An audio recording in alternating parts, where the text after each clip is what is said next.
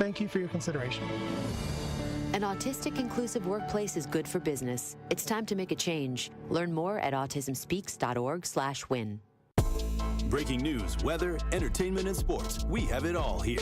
This is 101.7 FM, 1510 AM, WGKB Waukesha, and W269DL Milwaukee, a locally owned Good Karma brand station. This is the Bloomberg Black Business Beat. Les Brunn is founder, chairman, and CEO at Ariel Alternatives and was instrumental in the firm launching Project Black a few years ago. That fund so far has raised over $1 billion to help grow businesses run by underserved communities.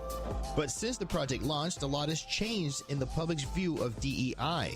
Speaking at a Bloomberg event, Brunn says the recent pushback doesn't discourage him. The reality at the end of the day is whether you have to change the vernacular or not, it doesn't change directionally the trend that we're heading in. That trend is younger people who view diversity as a core belief are coming into power. Gen Xers, millennials, the last of the baby boomers, for the most part, are big believers in this mission-driven and the fact that you can accomplish mutual goals along those lines. I don't think it's going to change. Brunn feels the recent pushback is more of a stumble and not a setback. I'm Bloomberg's Justin Milliner on the Black Business Beat. Member Week is here at Lowe's. Don't miss your chance to get up to 40% off hundreds of items like paint, faucets, vanities, doors, and more. Shop our exclusive deals happening in-store and online now through July 18th. Not a member? Join My Lowe's Pro Rewards for free today and get ready to save more.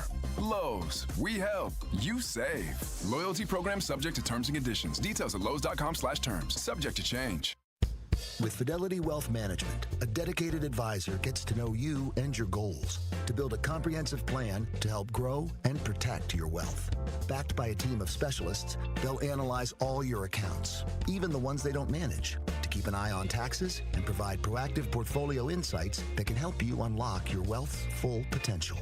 Learn more at fidelity.com/wealth. Investment minimums apply. Fidelity Brokerage Services, LLC. Member NYSE SIPC. The views and opinions expressed on this program do not necessarily reflect that of the staff and management of Good Karma Brands, but are the sole responsibility of the host and guests of this particular show.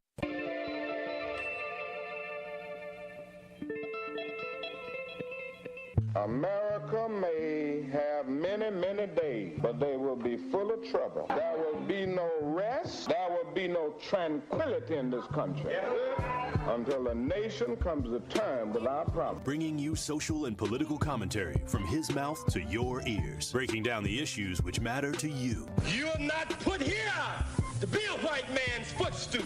You are put here to represent the very best in God's word. Legendary civil rights icon, the Reverend Jesse Jackson in the studio. Reverend Jackson, how are you? Mr. Sherwin, good morning on this chilly Milwaukee morning.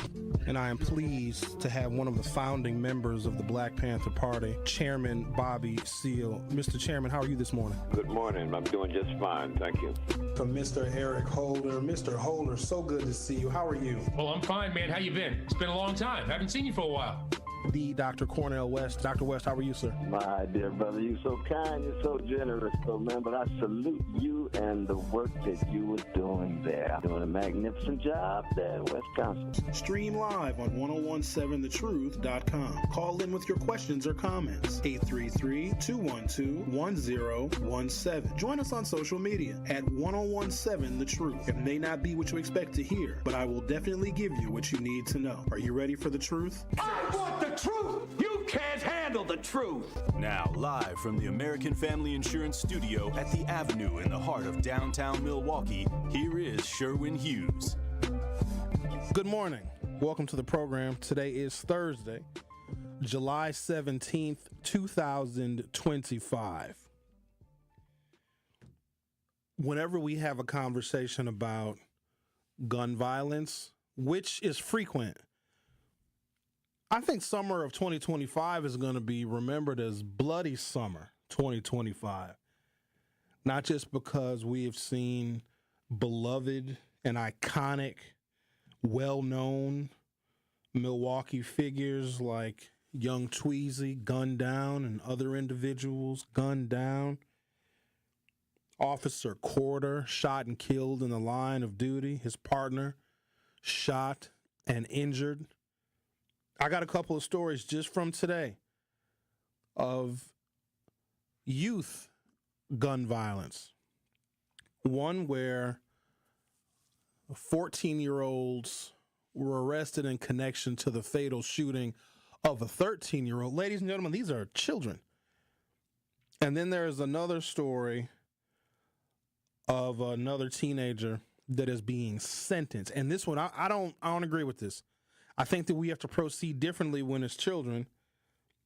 But there's the killing of Marquell Newburn. He was 12 and he was shot by one of his friends playing around with the gun. I believe the friend was 13, but Marquell was 12 when he was killed.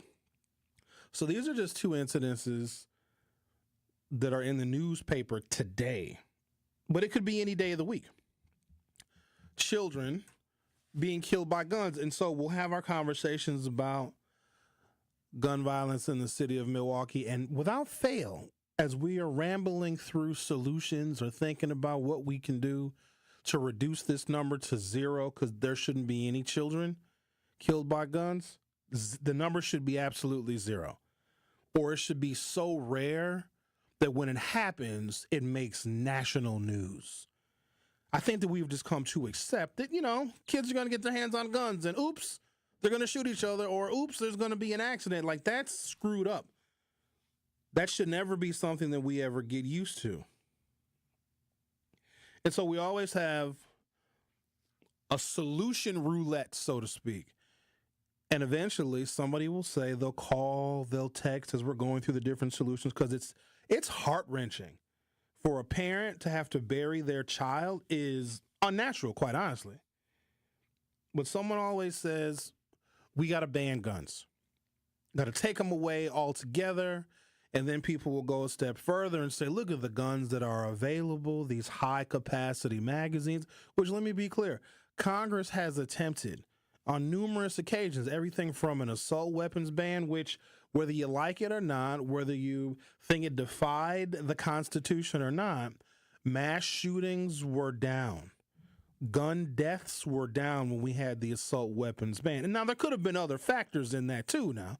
The economy was also doing very well. When people are working and have money and prices are low and consumers are spending, less people shoot each other. So it could have been that, but I just know that these things coincided at the same time. And it's typically Democrats, is it not? I shouldn't say typically. Find where a Republican wants to ban guns or revisit or revise the Second Amendment. Doesn't happen. Since you're searching for things that doesn't happen, find me a Republican anywhere in this country that speaks about the conditions that African Americans are living through in urban areas. Find that too, since you're searching for stuff that doesn't exist. But we always come full circle and say, we need to ban guns. We have too many guns. We got to get these guns off the street, et cetera, et cetera. It's pretty commonplace. In fact, it's the most talked about solution. We have to get rid of guns. So we probably are experiencing some kind of uptick in violent crime here in the city of Milwaukee. We won't know until the entire year is complete and we can look back on this year. But I bet dollars to donuts that we're going to see a measurable and notable increase in gun violence. And I also think that we've had some really unusual crime statistics in the city of Milwaukee since COVID. COVID really did a number on this city. It did. It changed a lot of the social structure. We're seeing negative social indicators reach peak levels since COVID, where it seemed like prior to COVID, those things were going down or resolving themselves, or policy was working. Whatever policies that we had in the city of Milwaukee for a variety of these negative social indicators, everything got reset during COVID. We had to start all over again. And where we had our money and our resources and our time and our agencies investing in helping Milwaukee become better prior to the year 2020, after 2020, we had to reset all of that and put our focus on public health. So whatever progress we may have been making was stifled by the pandemic. But I'm going to give you guys a reason. It may be uncomfortable for some, but I'm going to have to back it up, because I don't want anyone to think that I'm just providing the information I'm providing today based on emotion. We can identify a problem in this city, or really nationwide. Youth being killed by guns, which is something that should upset and outrage all of us, okay? And then when you ask the public, or if you talk to the public long enough, it's just a matter of time before somebody brings up the most common sense solution. We got to get rid of the guns. I'm going to explain to you objectively why that doesn't happen. I'm going to explain to you objectively why one political party versus another, and this is not even me being partisan. The Republicans know that 90% of the people in this country, regardless of their political affiliation, this even includes people that don't vote at all, want there to be stricter measures on how you can purchase or who can purchase a firearm. You don't have 90% agreement on any other subject matter in this country, but we agree on that. Yet for some reason, and I think we know what the reason is, one political party seems to ignore it. And I'd imagine if, like after the Sandy Hook shooting, there was major consensus across this country that we had to do something significant about guns.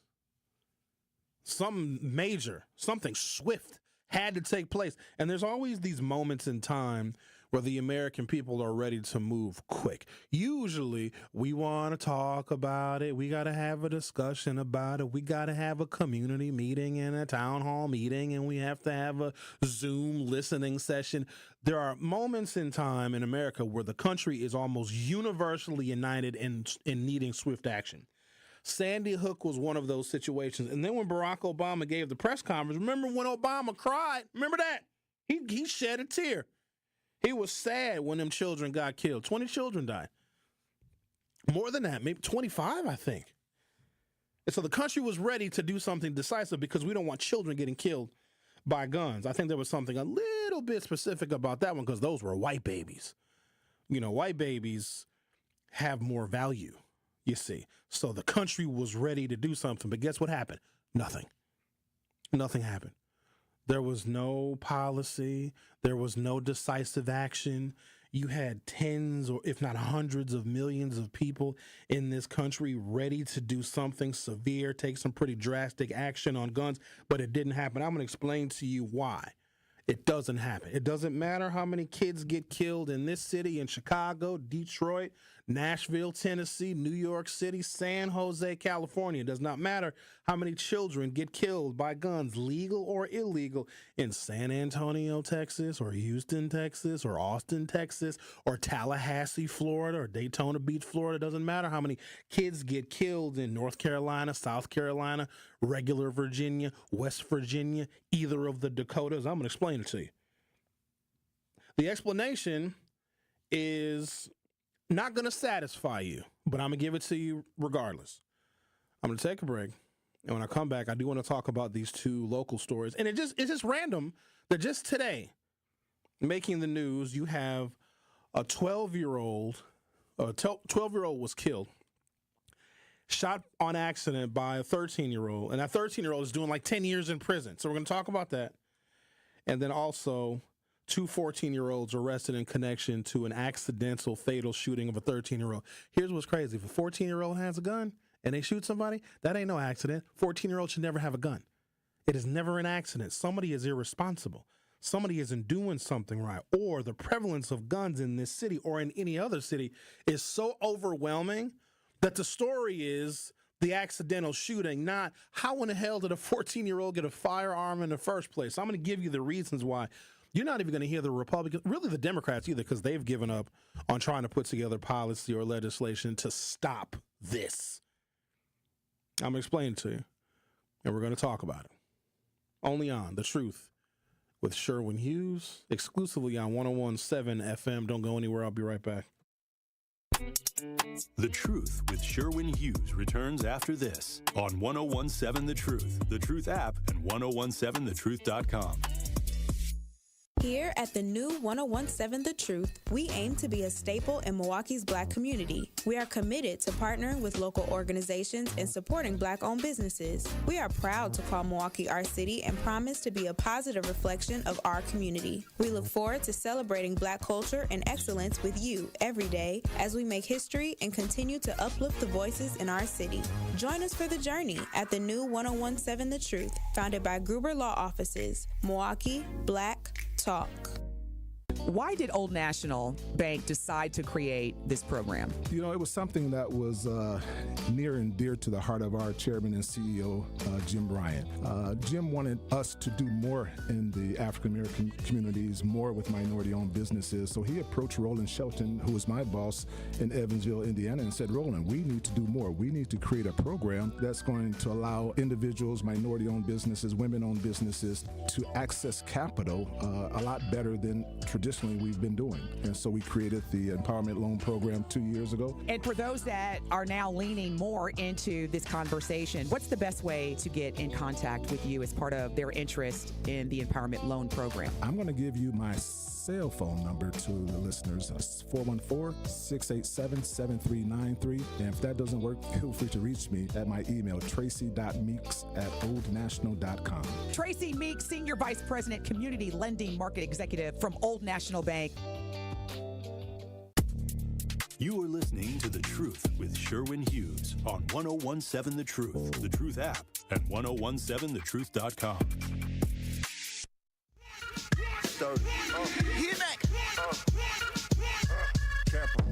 Soon as we step out, them check out, find out them depot.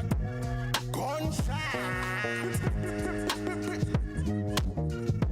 Soon as we step out, them check out, find out them depot. Gunshot. It should never even be considered a quote-unquote accident if we are reading headlines about children with firearms and a death or an injury results. That is not an accident. That is negligence and a failure on a bunch of different levels. Yet, if you read the headlines on any given day in Milwaukee or cities similarly situated, it's so commonplace that I think that we get numb to it. We're immune to it. We shake our heads and we say, oh, darn, that's a tragedy. And then I suppose some thoughts and prayers to the family, maybe a GoFundMe account so that the families can have some money to bury their children. That's about it. But then there's no anger, there's no outrage. People just get back to their daily routine, and it's business as usual. Like, that is what the problem is. But I also think that people have shown great concern, and there have also been times where political momentum could have changed something, could have moved the needle. But this is where special interests come into play, because there's an organization. Now, they're not as powerful as they used to be. In fact, they have mostly been disrupted, if not defunded, and their ability to operate now is not like it was, say, 10 or 15 years ago, and that's the NRA. But special interests can only have that kind of power over our legislators when Americans are not contributing to the campaigns of our members of the U.S. Senate and the House of Representatives and our state legislators. That's special interests. That's their in. Us not contributing. And that's what's crazy is, like, Americans will buy anything. Anything that we want. If we have the money, we'll buy it. We'll buy time. Cars, clothes, jewelry, food. We'll buy vacations. Do y'all still buy timeshares? Remember when people were buying timeshares all of the time? People used to buy those. But anything that we want, anything that we think is going to get us status, prosperity, make us feel more happy, healthy, comfortable, secure. Ladies, you spend a lot of money on things like face paints. Ladies spend money on hair. They do hair things. Carrie has new hair. I told Carrie, I don't know if I like this new gal she's become with this new hair she got. But we spend money on the things that we prioritize. But for some reason, we think that our legislators that have to run campaigns, and the campaign is essentially a marketing strategy where the best candidate hopefully wins, but the best candidate won't win if people don't know what the best candidate is going to do once they get in office, right? And because we as Americans buy and contribute to whatever it is that we believe we want and we need, our salvation, we give money to church. Church don't really vote on policy. It doesn't. But we give money to church. Black people will give more money to a church than they will to the people who are trying to create policy to stifle white supremacy. Ain't that wild? So we'll give money to all of the things that we prioritize, but we, for some reason, think that our elected officials that represent us are not deserving of our investment in creating a safer environment. It was crazy. It's like, imagine if 50% of the voters gave $10 a year to a candidate that could actually move the needle on something like gun violence. You would see a dramatic decrease in it, but for some reason that's not worth that small dollar amount. Milwaukee police arrested 2 14-year-olds in connection to an accidental shooting on July 16th that left a teenager dead. The shooting, which took place in the 3200 block of West Valete Street at approximately 8:10 p.m., killed a 13-year-old who was pronounced dead at the scene. Police said the suspect was negligently handling a firearm and unintentionally shot the victim. So I believe those statements. I believe that the firearm was handled negligently, and I believe that the shooting was unintentional. I absolutely do believe those statements coming from the Milwaukee Police Department. Problem is, 13 and 14-year-olds shouldn't be anywhere near guns. I was listening to one of my colleagues' shows not too long ago. Not sure which one it was, but somebody called in with yet another novel idea of how we can mitigate or reduce or eliminate headlines and stories like these of 12-year-olds and 13-year-olds, 14-year-olds getting guns and shooting one another. And they suggested firearm safety training for children. Okay? I was like, you have my interest and you have my attention, random caller. And they compared it to other communities where you do still have firearm accidents, but they're less frequent. Like up north, you don't hear about a lot of kids getting shot in Hayward, Wisconsin, or Manitowoc, Wisconsin, or somewhere in Marathon County, Wisconsin, or near Spooner, or Rice Lake, or Vilas County. You don't really hear about 13-year-olds and 14-year-olds getting shot accidentally. And here's what I think about those communities. Per capita, they probably got more guns than we do down here. And we got a lot of guns. And then I think this caller was referencing maybe a hunter's safety course, which is, in effect, a firearms safety course that people born after 1974 have to take in order to go hunting in the state of Wisconsin. You know, hunting is cultural here in the Wisconsin. It's big business, too. It's big tourism. People come from all over to shoot animals here in the Wisconsin. And because it is cultural and it's big travel and big tourism dollars, up north and places away from urban areas, a lot of people hunt. They hunt for sport. Some people hunt, and that's how they get their meats. I don't like venison.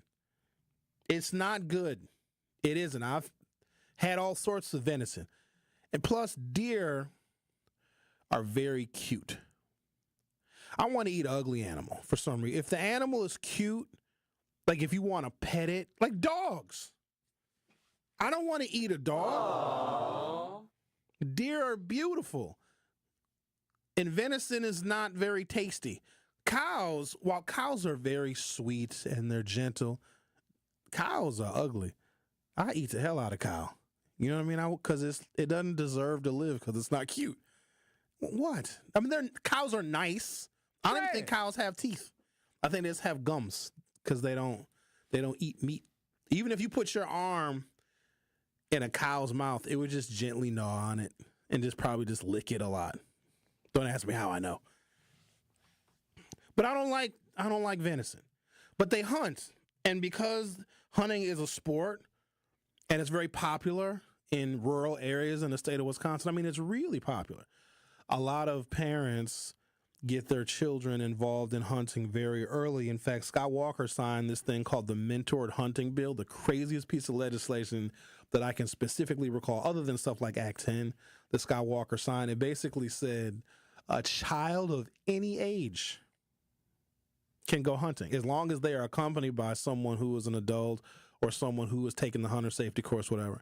And so Scott Walker signs this bill, and it was seen as a victory for a couple of different interest groups, hunters, obviously, but then also for the NRA, because now the NRA could represent its members better and sell more guns because in Wisconsin, you could buy your 2-year-old a 410 shotgun. You could buy your 6-year-old a 12-gauge shotgun, okay? And now this is all a part of the hunting culture in the state of Wisconsin, you see. I remember seeing photographs on Twitter, because it was called Twitter back then, of a man who had a 6-month-old baby who put a .22 caliber rifle in the crib next to his baby and said, "This is my son's first rifle." Now, here's the thing. It was supposed to be tongue-in-cheek. I thought it was stupid. But it was this person saying, my child is going to grow up to be a hunter like I am, like this child's grandfather, great-grandfather, et cetera, et cetera. And with that hunting culture comes the hunter safety course. It is one of the many reasons why there are fewer gunshot deaths amongst children in rural urban areas. Fewer. In Milwaukee, they're damn near every day, if not every single week.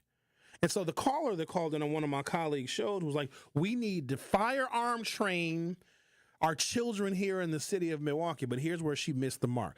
The guns that we have in the city of Milwaukee, where this woman suggested firearms training, because I think she was frustrated with the number of teenagers and children that are getting shot accidentally and negligently because they're finding firearms. But we shoot people here. Up north, yeah, on occasion they may shoot each other, but they shoot way more pheasants and ducks and ruffed grouse. A ruffed grouse is actually a thing. There's a ruffed grouse hunting season, and they shoot more turkeys than they do people. So she was trying to combine the statistics of lower numbers of accidental deaths and the lower, almost negligible numbers of teenagers getting guns and shooting each other in rural areas. And no, school shootings don't count. School shootings, I know somebody's thinking, well, Sherwin, the white folks up north do the school shootings. You're going to have more teenagers get killed on the streets of the city of Milwaukee on any given Tuesday than you will have a school shooting in Rusk County. I'll bet dollars to donuts on that, so stop using school shootings. So this woman had this novel idea, well, we need to firearm safety train children. No, we don't. Kids shouldn't have any access to guns at all. And I think that we have just resigned to the fact that our children are going to get guns. And so because our children in the city of Milwaukee, remember, these are guns that are designed to kill people. Ain't nobody got no 9mm AK-47 with a switch on it to shoot a rough grouse on 27th and Valete. Ain't no rough grouses on 27th and Valete. And I was struck by the seriousness of this woman's call. We need to firearm safety train our children. That's like saying, well, we don't need adults to be responsible. The people that are buying these guns, no, they don't need to have any responsibility. Let's just train the kids so when they see a gun, they know how to use it or they know how the mechanisms work. Like, what about teaching kids how to do math? Have we ever math too hard? All right, then let's just train them how to use a gun designed to kill another person.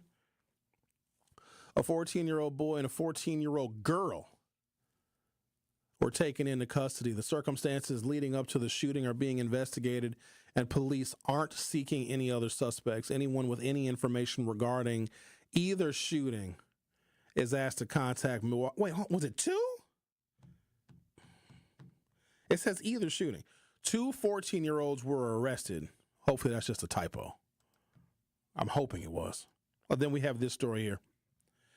12-year-old Marquell A. Newbern will never again get to hug his mother, Rashawn Tharp. He didn't get to see his freshman year in high school, let alone graduate. DeAndre Davis's decision to play with a loaded handgun one fateful afternoon last year is the reason why. Davis, now 16, wept in court yesterday as he apologized for killing Marquell in front of 2 other friends, calling the deadly incident his biggest regret. So this child, he's a child now, and it was an accident. Now, he was negligent, shouldn't have had the gun, shouldn't have been playing with a gun, let alone point the gun at somebody else. Can I just go ahead and just say this thing? I'm going to say this thing. If a kid finds a gun, they're going to play with it, okay? Argue with me if you want to. No, actually, don't. Argue with your mama. If a kid finds a gun, they're going to play with it. Unless this child has been specifically trained and told and explicitly told not to, kid, there's something about that metal. Something about the weight of it. You know what I mean? Something about the way it looks. It's almost like it's aesthetically pleasing. If a child finds a gun, almost a child of any age, and some of these children are 42 years old, if a child finds a gun, they're going to play with it. They're going to joke around with it. They're going to point it at somebody, and they just might pull the trigger. I'm going to take a break. When I come back, I want to talk about how the criminal justice system is treating this now 16-year-old child that shot one of his friends, because this now 16-year-old child had access to a firearm and was playing with it, you know, like kids do. But I want to give you the details of how the criminal justice system is treating this child who, for all intents and purposes, is very remorseful, but also going to be mentally screwed up for the rest of his life. We'll talk about that on the other side. You're listening to The Truth with Sherwin Hughes on 101.7 FM. I'll be back shortly. The Truth with Sherwin Hughes returns after this on 101.7 The Truth, The Truth app, and 101.7thetruth.com. Escape the city and relax at Lake Lawn Resort in beautiful Delavan, Wisconsin. Enjoy outdoor activities on Delavan Lake. Tee off at the lakeside Majestic Oaks Golf Course or unwind at the award-winning Calidora Spa. With both indoor and outdoor pools, there's fun for the whole family. Take a cruise on the Lake Lawn Queen. Explore stunning shores and historic landmarks. And enjoy delicious food and drinks on board. Book your stay today at lakelawnresort.com, where everything is better at the lake. My overall experience with Gruber Law Offices has been phenomenal. The treatment was excellent. They will be supportive of you. They will listen to you. It was a great experience knowing that I had people to help me. I know I could count on them to do what I needed to get done. Experience with Gruber was great. They gave me my life back. It was amazing. He gets results. We know how to win. If you've been injured, call Gruber Law Offices. One call, that's all. Gruber Law Offices had my best interests at heart.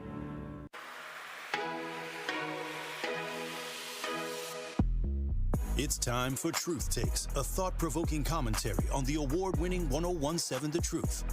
Here is Dr. Ken Harris with his truth.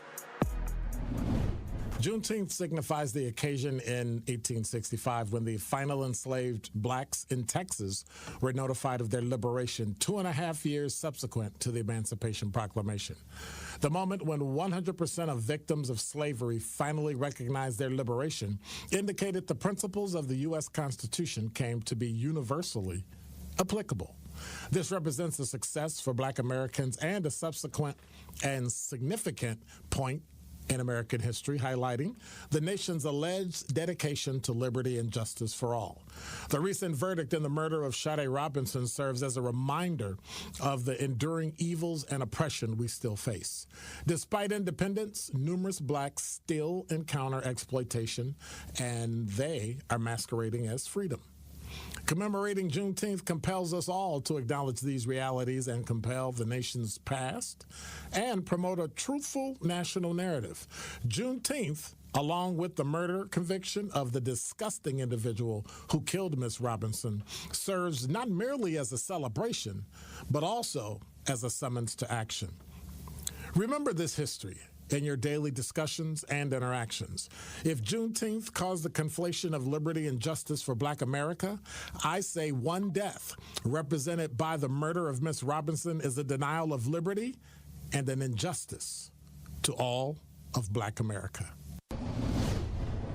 This has been Truth Takes on the award-winning 101.7 The Truth. Listen to The Truth in the Afternoon with Dr. Ken Harris, weekdays from 4 p.m. to 6 p.m. You are listening to The Truth with Sherwin Hughes on 101.7 The Truth, The Truth app, and 101.7thetruth.com. We are proud to call Milwaukee our city and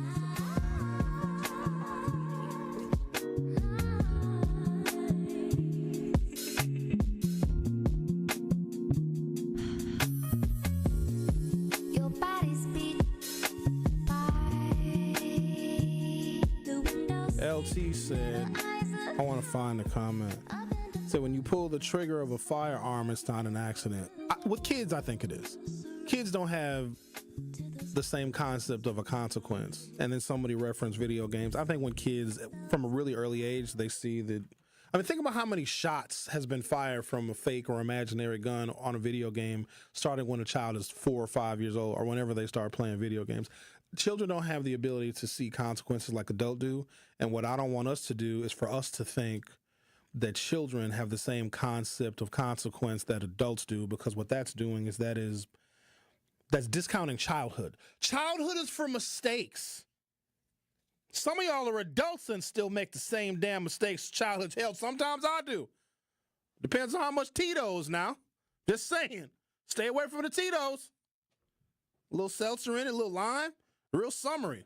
You want to get fancy, put a little lemon in it. You want to get real fancy, a little drop of maraschino cherry juice. A little bit, not a lot. Don't make it too sweet now. Yeah, that brother's starving. Amen. Children don't have a concept of consequence. Kids see a gun, they're going to play with it, even though they know they're not supposed to. I think we were about, I don't know, 10, 11 years old. I was hanging out with the Noble brothers, who I grew up with in Brown Deer. So the Noble brothers had the house that everybody in the neighborhood went to. All the kids went over to the Noble's house because his mom was so cool, man. She rest in peace. Kathy Noble. And so we were snooping. She wasn't home. I don't know where Miss Noble was at. She left for a little while. And where I'm 10, Andy is 10, Tommy was probably 8, and Davy Noble was 6. Andy's about to turn 50, I'm 50, and the other Noble boys are in their late 40s. Talk about how long ago that was. So we're snooping around in their mama's room because, kids are curious, you see. And we found a cigar box in the mama's top drawer. And we opened it up. And we smelled it. Ooh, this smells funny. And it must have been Andy or maybe Tommy said, yo, this is weed. What do you think we did? I lit it and got the instantly dying. We didn't know what the hell we was doing. It's a cigar, and I'm pretty sure y'all inhaled it. Oh, it wasn't a cigar. This was loose weed and some papers in a cigar box. Like imagine an old school paper cigar box filled with joints. One rolled. It was just shake. Because this is in like the early 80s. Okay, now I'm curious to know what y'all did next. I think Tommy tried to roll a joint and we puffed it. I don't remember getting high. But here's the part that I do remember. The youngest boy, Davey, knocked the cigar box over and it's all shake. So you guys know what shake is? Shake is loose weed. Weed now comes in gummy bear. Weed now comes in tinctures and drops and vapes. Back then, weed was weed, okay? And the cigar box fell over. Now, we're in my friend's mama's bedroom, snooping through her drawers. We find a cigar box with some marijuana in it. Tommy tries to roll a joint. Kids can't roll no damn joint. Whatever experience he had us from probably watching somebody roll a joint, which is also kind of unusual, but it was a different time back then. And then Davey knocks over the cigar box, so it's weed all over the floor. So what does Davey do? Goes and gets the vacuum cleaner, vacuums up all the mama's weed. And then we realize, wait a minute, that's going to be a problem. So he panicked. We're all panicking because we shouldn't have been in the bedroom. We shouldn't have been snooping, but kids are going to snoop. That's how kids find guns. Now, imagine she had some dildos in there. We'd probably been slapping each other with the dildos, but she had weed. If she would have had a gun in there, we would have grabbed the gun. Kids don't understand consequences. Kids are curious. It wasn't none but about $10 worth of Reggie with seeds and stems. No, back then, a cigar box full of weed was way more expensive than this. Weed has gotten cheap now. So Davey goes and gets a vacuum cleaner. Then we're all freaking out. No, you can't vacuum it. So then we had to empty out the damn vacuum cleaner bag and put it back in the cigar box. So now you got weed flakes and crumbs and vacuum cleaner dirt in the cigar box. Oh, wrong for that. Y'all need y'all ass whooped. And guess what I did after that? I went home, so I don't know what happened after that. The point I'm trying to make is kids are curious. And if you have children, if you think you're hiding something from your kids, they're going to find it. My parents used to do their damnedest to hide their Christmas presents, hide my Christmas presents from me. Terrible job. They're awful. But also, I've always been one of an inquisitive temperament. I would find my Christmas present. If they weren't in the closet on the floor, covered up with a blanket or a sheet or some clothes, then they were in the basement somewhere, or when they got real slick, they put them in the trunk of their car. They would leave my presents in the trunk of their cars. I would just get the damn keys and open up the trunk of the car and see the damn Christmas presents. What I'm trying to say is kids are inquisitive, and we have to know that about them, because all of us were inquisitive too. All of us got into stuff we weren't supposed to get into. And for us to think that kids are going to know better, that's our fault as adults. So a couple of things we have to do. If you're going to have dangerous weapons in your house, they have to be locked up in a way where it's so inconvenient, if not impossible, for your kids to get them. It's going to be damn near impossible for you to retrieve that firearm if somebody breaks into your house. But I got good news for you. Statistically, nobody's going to break into your house when you're home. They're going to do that when you're not there. So for all of you people that think, oh, I have a gun because if somebody's going to break in my house, I'm going to shoot them. Nah, not necessarily. You're not going to be ready. You're probably not going to be trained. It's going to be in the middle of the night. Statistically, when you shoot at this person that's in here, it's not like you're going to turn the lights on. You're probably going to still be walking around in the dark, right? That's when other kids get shot. Did y'all know that? Somebody trying to be a hero, somebody breaks into your house, and you have the right to defend your house. But you can't just shoot aimlessly in the dark, because you will kill your child or anyone in the house, and the bullet may go through a window. You might kill your neighbor. So just be rest assured that if you have a firearm in your home and it's locked up, this is not the movies. I have to have instant access to my gun because I just know that someone is going to break into my home at 3 a.m. while I'm fast asleep. Statistically, no, they're not. They're going to wait till your ass goes to work, because then they can just sit around in your house all day, take their clothes off, eat your barbecue. If you're going to break into somebody's house, which don't break into anybody's house, why not enjoy the stay? You know, if you know that they're at work, like breaking into somebody's house when you know they're home, calculated risk, not worth it. And also, home invasion, oh, you're getting 15 years for that. And that's with a lenient judge. Breaking and entering or burglary when someone is not home, you're going to get a 7-piece for that. But a home invasion might even be a federal crime. So you're not going to get parole. So statistically, it's less likely to happen when you're home. But people think, I got to have my gun at the ready because someone's going to break in after I'm fast asleep. No, they ain't. They're not going to do that. Kids are curious and they're inquisitive. And if you have a firearm in your house, expect your child to find it. Unless you have it in a locked case where you need a combination lock and a code. I think they even have fingerprint readers now. No one should have access to that firearm except for the person that owns it or maybe another responsible adult in that house. 12-year-old Marquell A. Newbern will never get to hug his mother, Rashawn Tharp. He didn't get to see his freshman year in high school, let alone graduate. DeAndre Davis's decision to play with a loaded handgun one fateful afternoon is the reason why. Davis, age 16, wept in court yesterday as he apologized for killing Marquell in front of 2 other friends, calling the deadly incident his biggest regret. This appears in today's Milwaukee Journal Sentinel or jsonline.com. Davis pleaded guilty to second-degree reckless homicide. He was 15 at the time of the October 26, 2024 shooting and maintained it was an accident. It was an accident. He was 15 years old now, but hold on, it gets better. And I don't like how this played out. Now, it's a tragedy. It is. But at the same time, it was an accident. I don't think that he said, I'm going to murder you. Here, let me pull the trigger of this loaded gun. Oh, first, let me aim it, pull the trigger, and murder you. It was an accident. 15 is still a child, ladies and gentlemen. That 15-year-old should not have access to this firearm. Somebody got that gun from somewhere. They bought it from some gun store. It might even be a legal gun. Legal gun.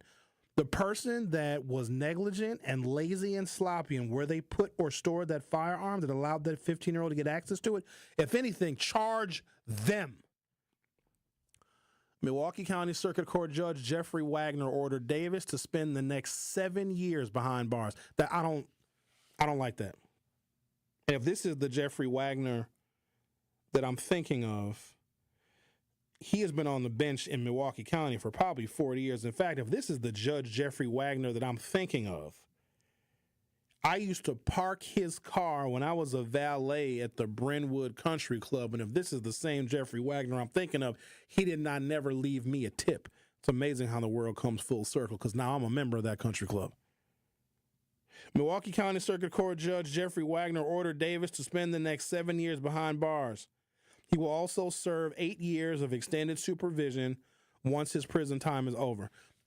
I don't know, y'all. The remorse that this child showed, and he cried, and it's sad that he killed his friend, and it goes on and the story talks about he wishes his friend was still here. Like, I believe the child when he says it was a total accident, but to put that child in jail for 7 years, this child's life is over. And then 8 years of extended supervision once the prison time is over. So that in and of itself is too punitive.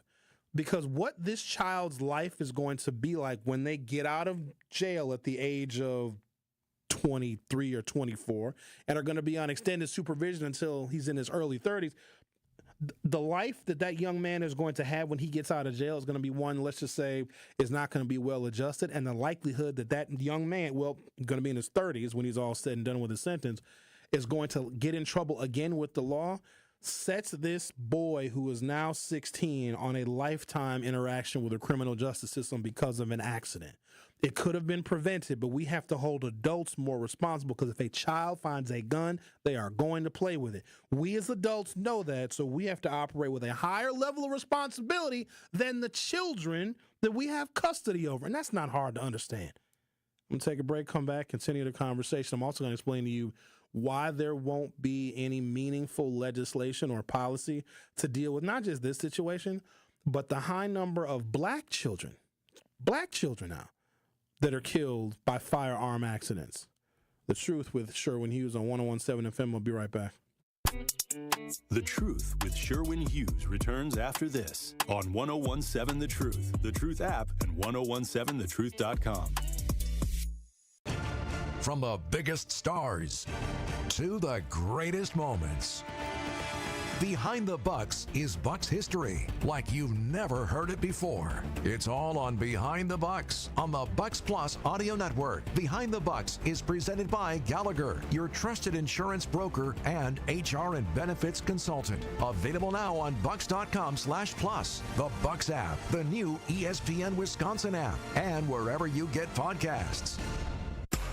Are you or anyone you know looking for a new job opportunity? Attend the City of Milwaukee Job Fair on Thursday, July 24th from noon to 3 p.m. at 2 locations. Visit us at Sherman Park in the Mary Ryan Boys and Girls Club Baseball Diamond, located at 3000 North Sherman Boulevard, and at the Washington Park Band Shell, located at 4599 West Lloyd Street. Vendors from multiple employment sectors will be present to meet with you and share opportunities for hiring, training, upskilling, and more. We will also feature a live DJ, food and refreshments while supplies last, and the chance to make your next career move. Your success matters, and we are here for it. Brought to you by council members DeAndre Jackson and Russell Stamper II. Sponsored by City of Milwaukee, Milwaukee Common Council, City of Milwaukee Department of Administration, Office of Community Wellness and Safety, Northcott Neighborhood House, Fathers Making Progress, Northwest Side Community Development Corporation, State of Wisconsin DWD, Ross Innovative Employment Solutions, Goodwill Industries of Southeast Wisconsin, UMOS, DCMKE, 30th Street Corridor, Boys and Girls Clubs of Greater Milwaukee, Milwaukee County Parks, Greater Milwaukee Urban League, Maximus, and Amplifier. Ready to buy your first house, move into your forever home, or simply refinance? At Associated Bank, they've got you. With the right lending plan and guidance, you can achieve your dreams. Your financial goals are closer than you think, and Associated Bank is excited to help you reach them. Learn more at associatedbank.com/lending or ask a banker for details. Subject to credit approval, member FDIC, equal housing lender. Ever had a question about local services, neighborhood events, civic engagement, or ways to get more involved in the community and just didn't know who to ask? That is where 1MKE comes in. 1MKE is a nonpartisan coalition helping Milwaukee residents to find trusted information and easy opportunities to get civically engaged. Want to plug into a neighborhood event, find community services, give back through volunteering? 1MKE is here to help. Learn more and get involved and fill out their community feedback survey at 1MKE.org. That is 1MKE.org. We are 1MKE. Join Outreach on Thursday, July 31st from 9 a.m. to 3 p.m. to learn how prenatal care, routine well child visits, and habits that empower parents for healthy pregnancy. Call 414-727-6320 to register today. Hey, Wisconsin, are you feeling summer? Then it's time to feel cheesy. It's time to feel good. July 31st through August 10th, only at the Wisconsin State Fair. Presented by U.S. Cellular. You are listening to The Truth with Sherwin Hughes on 1017 The Truth, The Truth app, and 1017thetruth.com.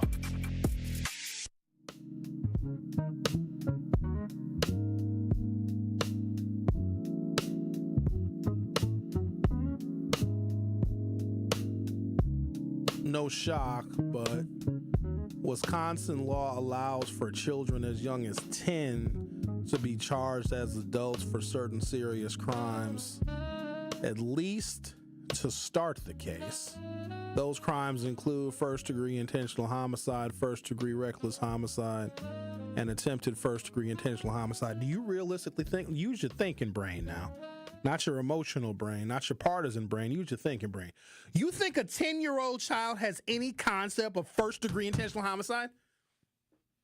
A 10-year-old? A 10-year-old is in 4th grade. Now, they may have seen a bunch of movies, watched a bunch of TV, played a bunch of video games, but do you think that a 10-year-old that you can't even teach algebra to yet because their brain is not abstract enough to even understand letters and numbers in an equation, you think that you can charge these children as adults? That is insane to me. But there's a reason why that is. Because who is much more likely to get their hands on a firearm and shoot somebody? That's right, black kids. This is not a matter of public safety, ladies and gentlemen. This is disgusting racially biased policy. Putting a 10-year-old in prison for first-degree reckless homicide, even if those cases are rare, the law on the books speaks for itself. What, we're safer because a 10-year-old that got a gun from an irresponsible adult is going to get out of jail when they're 40? Wow, I feel a lot safer.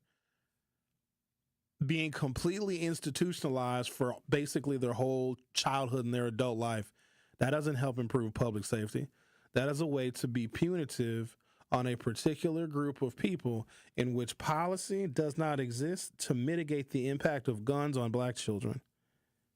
Wisconsin law allows for children as young as 10 years old to be charged as adults for certain serious crimes, at least to start the case. Those crimes include first-degree intentional homicide, first-degree reckless homicide, and attempted first-degree intentional homicide. A 10-year-old? So you're going to sit here and tell me that a 10-year-old has, like, drawn out a plot and created a timeline? Well, I know this individual gets home from the playground at 3:30 in the afternoon, and their parents don't get home until 4 o'clock. And then that is when I'm going to enter through the back window because I cased the house. And that is like, you think a 10-year-old is going to, like, first-degree intentional homicide is, I'm going to plan out how I'm going to kill somebody. Doesn't happen. Doesn't happen. But Judge Wagner is taking a sad and unfortunate case based upon the law. This child could technically get life in prison. Davis initially was charged with first-degree reckless homicide, use of a dangerous weapon. Remember, it was an accident. The responsibility has to be on the adult that was negligent in their placement of that firearm, which gave a child easy access to it. Because stop acting like y'all are stupid. When kids find a gun, they're going to play with it. If an adult finds a gun, first thing I do if I see a pistol, I'm like, is it loaded? I'm going to put my fingerprints all over that damn thing. Now, I know I shouldn't touch it. I should call the authorities, but I'm just going to make sure it's not loaded. And I'm 50. Imagine a 9-year-old. At sentencing, Davis gave up the right to seek a reverse waiver. I don't like this either, because if this was a public defender, I'd like to know who this public defender is. So get this. At sentencing, Davis, a child, gave up the right to seek a reverse waiver, which would have offered him a chance to have his case moved to juvenile court. somebody representing that child said, no, don't have your case moved to juvenile court where you will be looked at as a child, possibly a troubled child, or maybe they'll introduce other evidence like the negligent adult that had the firearm laying around. No. Don't do that. Plead guilty to a lesser charge and be treated as an adult. That's disgusting too. Y'all over here telling black people and black men in particular, go be a welder. Go be an electrician. Go do the HV and the AC. Go be a plumber. You need to tell black kids to be lawyers. Since you over here suggesting what black children should do with their lives. At sentencing, Davis gave up the right to seek a reverse waiver, which would have offered him a chance to have his case moved to juvie court, where more emphasis is placed on age-appropriate programming and punishment. Why? Help me now. I need y'all to help me because I'm struggling with this. Why would someone tell this child or someone representing this child say, no, don't have your case adjudicated in juvenile court where they can look at the totality of your situation as a child? No. Waive that and plead guilty and be treated like an adult?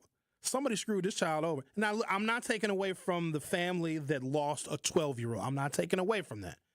But these are children. And since we don't want immigrants coming to this country, we're going to need our children to be the future workforce in this country. Treating a child like an adult in the criminal justice system because of an accident is way too punitive, because locking this child up, how is that going to make Milwaukee safer? Is locking this child up going to bring back Tweezy? No! Davis told investigators he thought he had put the safety on before pointing the firearm at Marquell. When the gun went off, it struck Marquell in the face, according to the complaint. When the police arrived at the home in the 2600 block of North 48th Street, they were directed to a minivan in the backyard. That's where they found Marquell inside the vehicle, unresponsive. According to a criminal complaint, Marquell told Davis not to point the firearm at him, but Davis, jokingly and sarcastically, wouldn't back down. Quote, he lost his life from me playing around, Davis said through tears. I just wish he was still here. There were two other juveniles in the van when Marquell was shot. The gun belonged to one of them, Davis said in court. It was never recovered. Data recording during the 2003 through 2021 by the CDC's National Violent Death Reporting System identified nearly 1,300 unintentional firearm injury deaths amongst children ages 0 to 17 years old. We're going to continue this story for hour 2. The Truth with Sherwin Hughes. We'll be right back. The Truth with Sherwin Hughes returns after this on 1017 The Truth app, and 1017thetruth.com.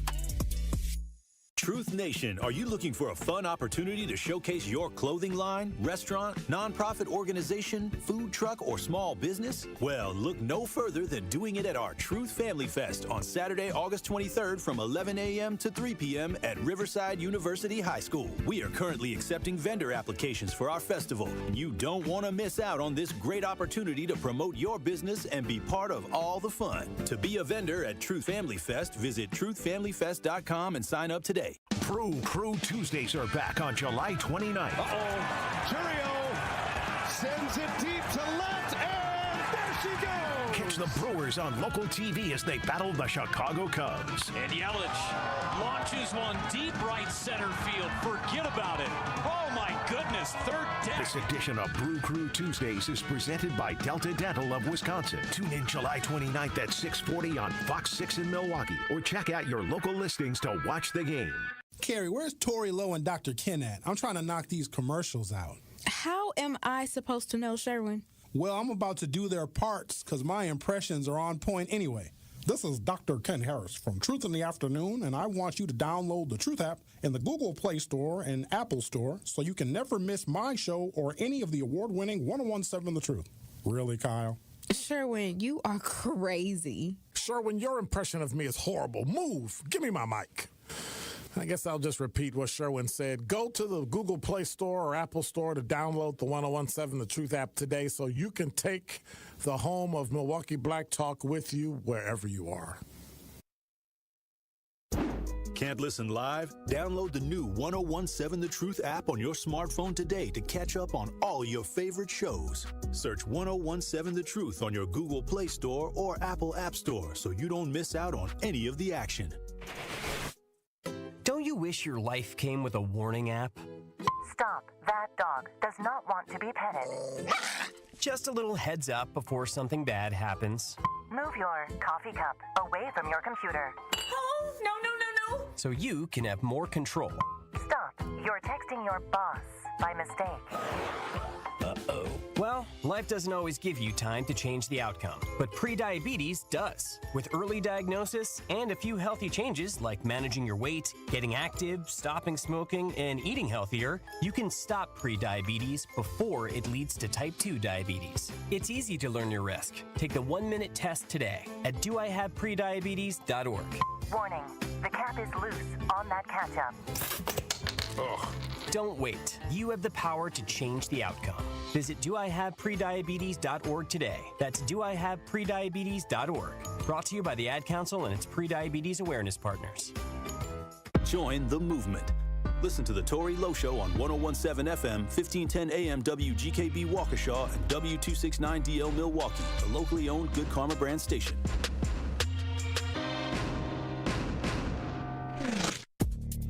You are listening to The Truth with Sherwin Hughes on 1017 The Truth, The Truth app, and 1017thetruth.com.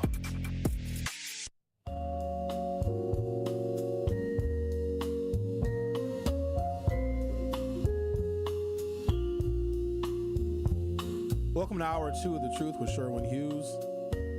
We're playing Blue Mist as bumper music today, Rick, because they took the whole YouTube video down yesterday because of copyright infringement. I never should have listened to you telling me to play yacht rock music and playing music from white people that we always thought were black, and they took my whole video down. I ain't listening to you no more. Told you. No, you didn't. Yes, I did. You that Sherwin. Stop letting it play for 15 seconds. Sherwin, I bet you won't play that music. I bet you won't play it. And I'm like, oh, okay, like an idiot. I'm over here listening to you.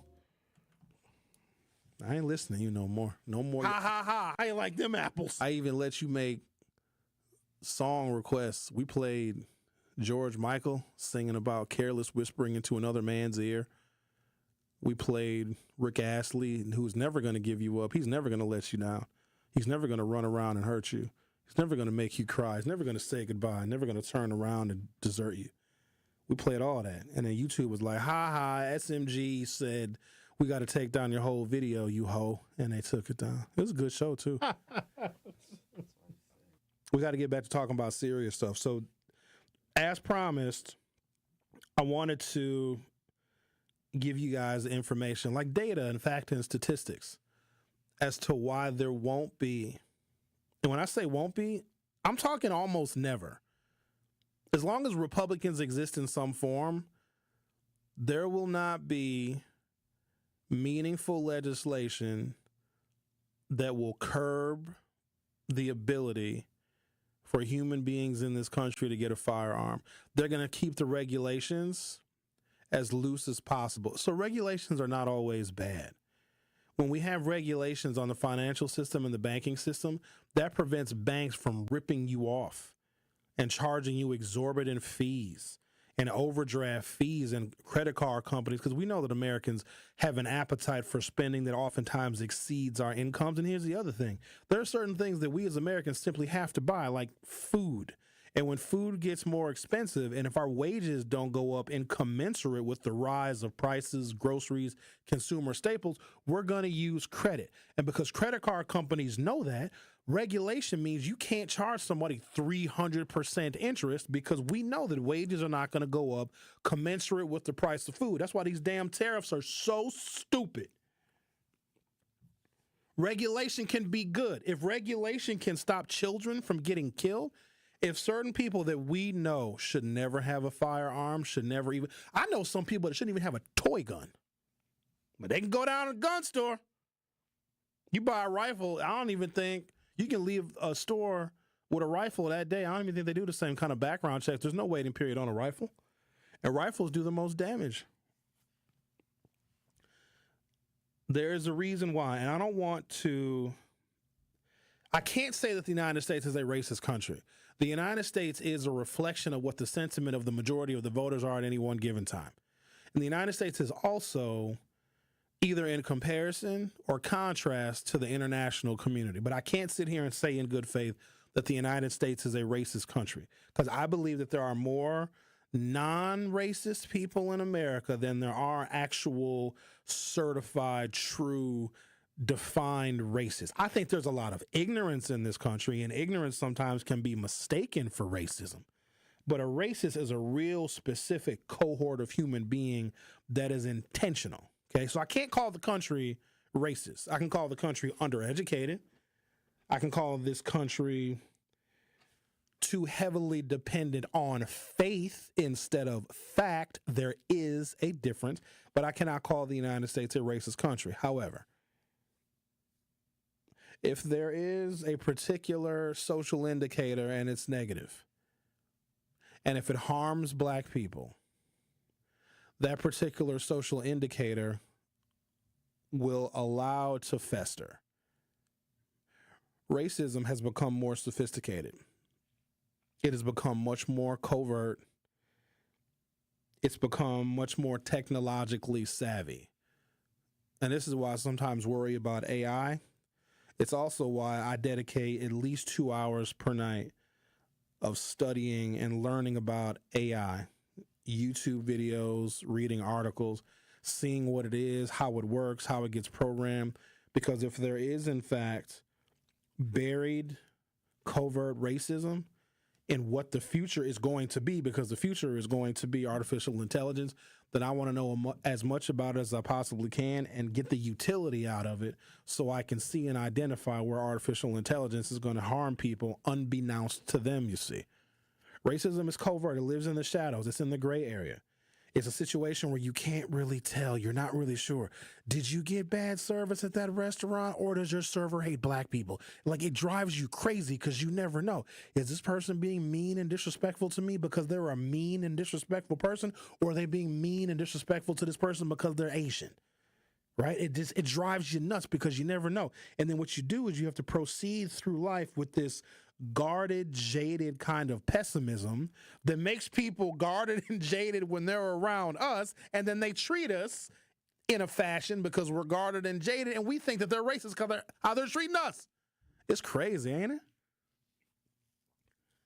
But what I'm going to share with you, these are the reasons why we're not going to have any meaningful legislation that could stop or prevent people from getting guns, while the regulation is going to be damn near non-existent.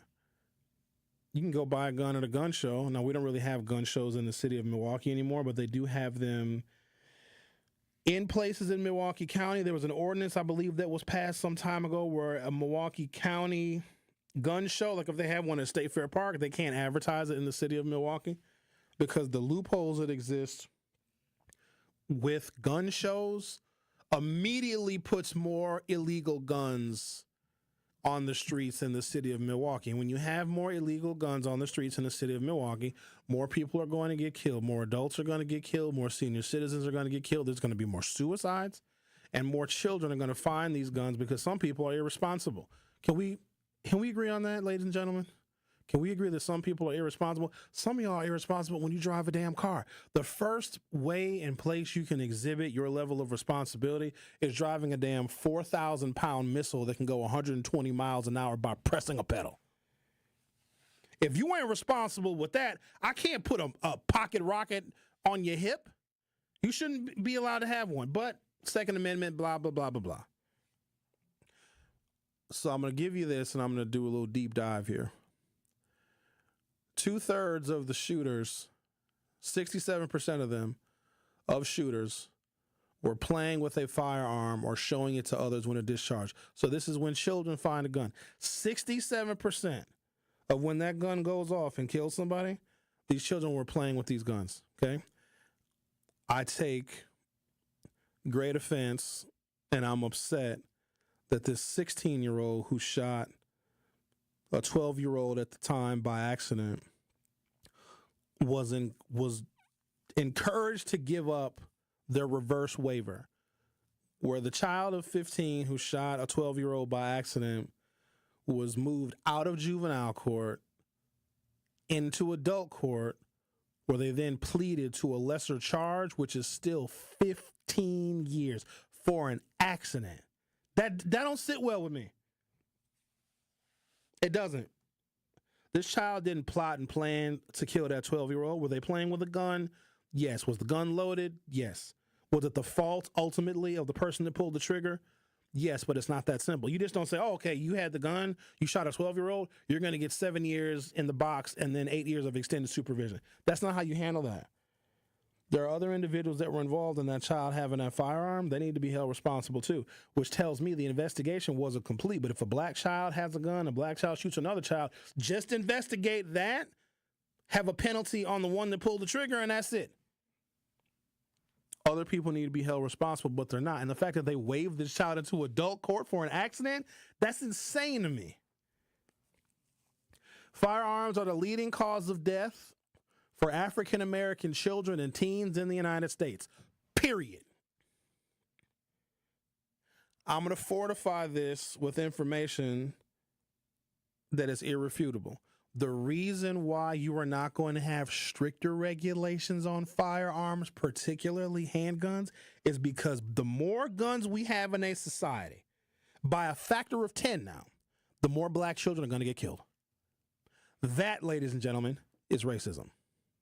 Racism is not necessarily a white dude calling you the N-word or you seeing a video of a white person using a racial slur on TikTok. That's ignorance. That's a fool.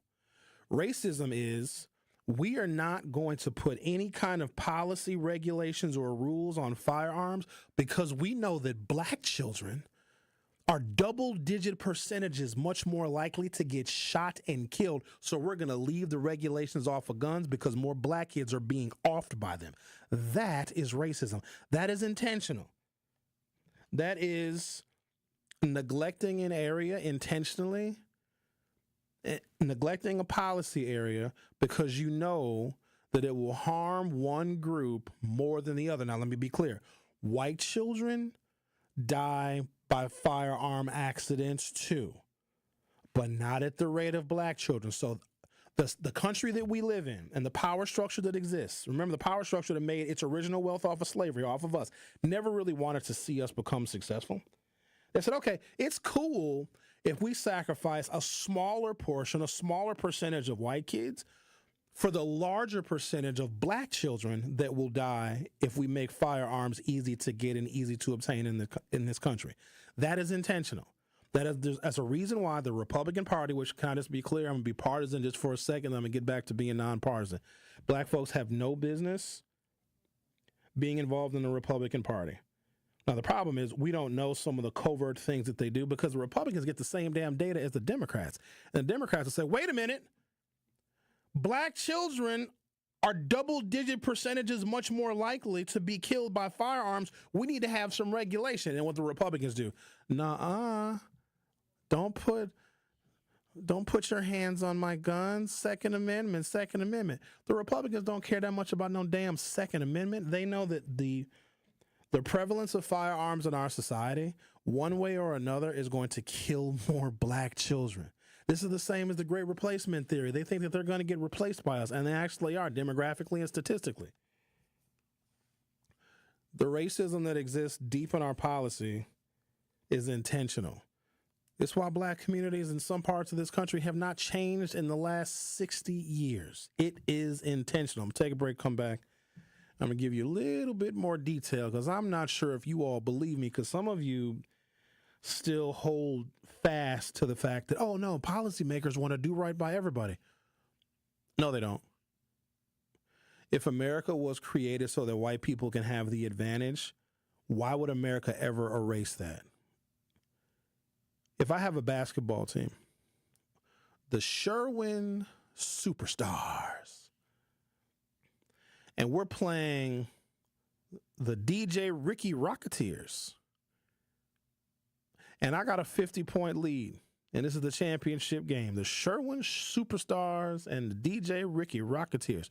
Do you think that I'm just going to start playing sloppy and start playing lazy because I'm up 50 points?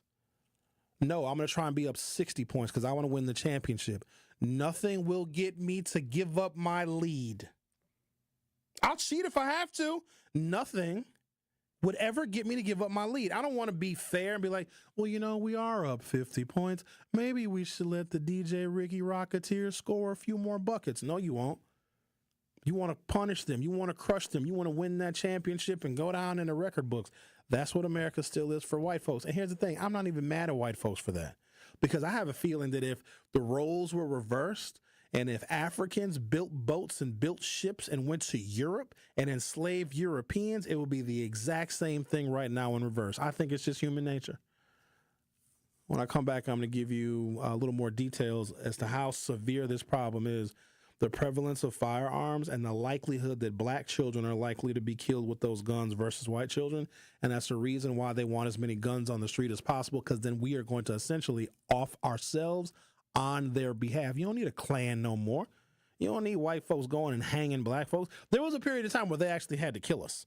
Now, no, just don't touch policy that we know is harmful to black people, and they'll just die on their own. The Truth with Sherwin Hughes will be right back. The Truth with Sherwin Hughes returns after this on 1017 The Truth app, and 1017thetruth.com. Milwaukee, it's time to turn the TV off and turn your speakers up so you can hear what the future leaders of the world have to say. Truth Nation, I'm proud to present the 8 Block, powered by City on the Hill and 1017 The Truth, hosted by me, your boy, Ben Jammin. Every other Saturday at 9 a.m., 8 Milwaukee teams will share stories and laughs that will speak truth to what matters most in their lives. I'm here to discover different levels about myself. I'm really here to get my name out there and have a different perspective on life. So tap in every other Saturday at 9 a.m. Truth Nation, welcome to the 8 Block. Great impressions will exceed your expectations. Great impressions, perceptions, everything. At Great Impressions Graphics and Printing, they've been proudly serving the community for over 26 years. From their location at the corner of 54th and Burleigh in Milwaukee, their dedication to quality and customer satisfaction has made them a trusted name in printing and design. Great Impressions offer a wide range of services, including banners, posters, yard signs, business cards, programs, and postcards. Plus, they specialize in custom apparel printing, perfect for family reunions, sports outings, business promotions, and more. For your next project, visit greatimpress.com. That's greatimpress.com. Great Impressions. They're here when you need them. Great impressions, perceptions, everything. Summer in Milwaukee is nonstop. Festivals, live music, and fresh city vibes fill the season you already know.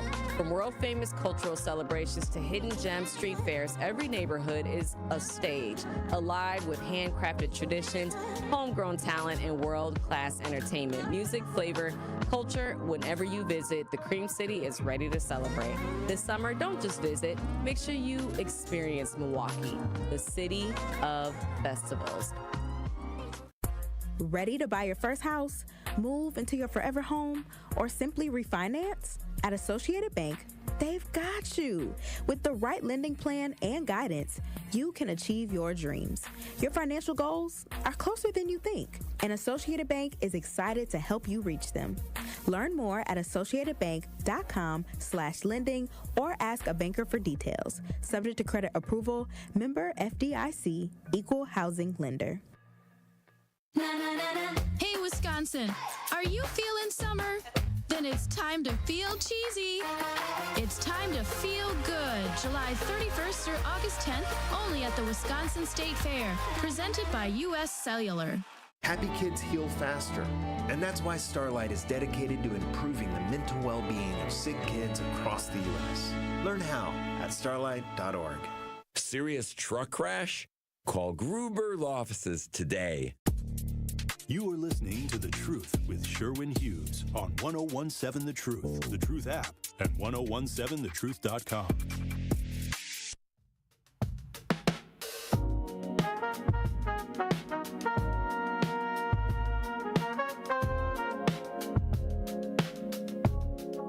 While we were on commercial break, I went back and read this paragraph from the Journal Sentinel article about the then 15-year-old that shot a 12-year-old and killed him by accident. The child is now 16 years old, and they were weeping in court yesterday when they were sentenced. And I went back and I read this paragraph, and I got even more angry. Davis was initially charged with first-degree reckless homicide, use of a dangerous weapon. Now, this is a 15-year-old that shouldn't have been playing with a gun. We know that. The gun was loaded. We know that, too. But you have to look at how that child obtained that gun, even if the gun didn't belong to him. Because there was nothing but children hanging out in this minivan. That's where the 12-year-old was shot and killed. The ease in which those children were able to get that firearm is what the problem is. But here's what is even more egregious. And it's egregious to me because I have yet to read these statistics that once I read them, you're going to be just as mad as I am at this. So we know, without a shadow of a doubt, especially a judge and a judge that has been on the bench as long as Judge Wagner. If this is the same Judge Wagner, dude has been on the bench for 40 years. Because I remember calling him judge when I was parking his car as a valet. When I was in college, when I was 19, 20 years old, one of my summer jobs is I park cars. I was a valet car parker at the country club. Judge Wagner didn't never tip me. Whatever, it's fine. Actually, no, it's not fine. I'm really upset about that, but that's besides the point. I'm surprised he's still alive and still a judge. That's the judge that'd be like, how many birds is out there on a cliff, and you say 10, you like 10 years is what you're going to get? Ricky, that sounded shockingly specific, sir. But maybe. I don't know. So, you know, from what I hear, Wagner is the guy that gives people a lot of years. I'm not sure if that's the same judge or not, but I'm pretty sure it is. I bet it is. And they'll say, hey, what time it says on the clock? 12 o'clock. Oh, 12 years you're going to get. I guess don't tell Judge Wagner what time it is unless it's 0 o'clock. Davis initially was charged with first-degree reckless homicide, use of a dangerous weapon. At sentencing now, okay? There was still an opportunity for this child to be treated like a child. At sentencing, Davis gave up the right to seek a reverse waiver, which would have offered him a chance to have his case moved to juvie court, where more emphasis is placed on age-appropriate programming and punishments. Why at sentencing was that child encouraged to not take the juvenile court route? Does that make any sense to you? What kind of legal advice was this child getting? Because juvenile court, yeah, there would have been some confinement, but it would have been different.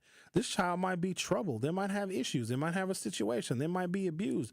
Juvenile court has the ability to look at these nuances that a child who might be neglected, who isn't parented properly, who's not being maintained properly as a child, as a human being, can look at all of those situations before they mete out a punishment. But that child waived their right to be looked at as a child. Who says, what child says, or what person representing a child says, nope, treat him as an adult, right here at sentencing? At sentencing, Davis gave up the right to seek a reverse waiver, which would have offered him a chance to have his case moved to juvenile court, where more emphasis is placed on age-appropriate programming and punishments. Davis opted to instead plead guilty in adult court. Davis told investigators he thought he had put the safety on before pointing the firearm in Marquell. That wasn't intentional. Was it stupid? Absolutely. Did another child lose their life because of it? Yes. Is putting a 16-year-old in prison for a total of 15 years, including the extended supervision, going to make Milwaukee safer? Nope. But I'm going to tell you why there is no heavy regulation on firearms in this country. Firearms are the leading cause of death for African-American children and teens in the United States, with the disparity between black youth and other racial groups being stark and well documented by credible sources. So the data I'm going to give you is the data that legislators and lawmakers get. They use facts and statistics. Their voters might not, but when they create policy, they want to see, well, who's harmed? Who's benefiting? What does this policy do? Should we reconsider it? Should we change it? Should we tailor it? What does the data say? That's why they have whole legislative reference bureau. That's why they have people that do policy research to find out, well, what exactly is this policy going to do? And what issue do we have right now in America where policy could curb or reduce whatever this disparity is? What negative social indicators do we have in America? And what policy, what law, what ordinance can reduce them? Like, that's the whole legislative system in this country. And we elect people to represent us who will create policy that will reduce or eliminate some of these negative social indicators. All right, here we go. Firearms have been the leading cause of death for U.S. children and teens aged 1 through 17 since the year 2020. In 2022, there were 2,526 gun deaths among 1 to 17-year-olds, averaging nearly 7 per day. Firearms accounted for nearly a third of all deaths among 15 to 17-year-olds. The rate of gun deaths in this age group has increased 106% since 2013. Boom. So that information I gave you, that's all children, all races, okay? That right there, that information, that data should tell every policymaker in America, Democrat, Republican, moderate, liberal, conservative, or MAGA, we got to do something about this. 106% increase. So with the current ability to get a firearm right now in all 50 states and the ability to conceal carry or open carry or go and purchase a firearm without a background check or a limited background check has led to a 106% increase in youth firearm deaths since 2013. Anybody reading that has any kind of elected power should say, you know what, maybe we should look at this. And this is national. If you go to certain cities or certain counties or certain states, this data might even be worse than what I'm reading nationally. But here's the reason. In the latest year in which we have complete data, which is 2022, black children, black teens had a gun death rate 18 times higher of that of white children in the same age group. That's why.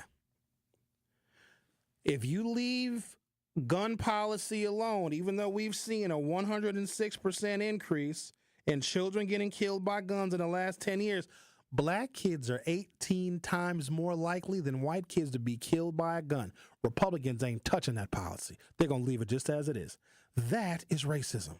Ladies and gentlemen, if you know that one particular group is 18 times more likely to die from something that can be mitigated with policy, are you going to get that down to zero? No. But hell, you can cut it in half. But because it's black children that are 18 times more likely. I just gave you two stories from today's paper.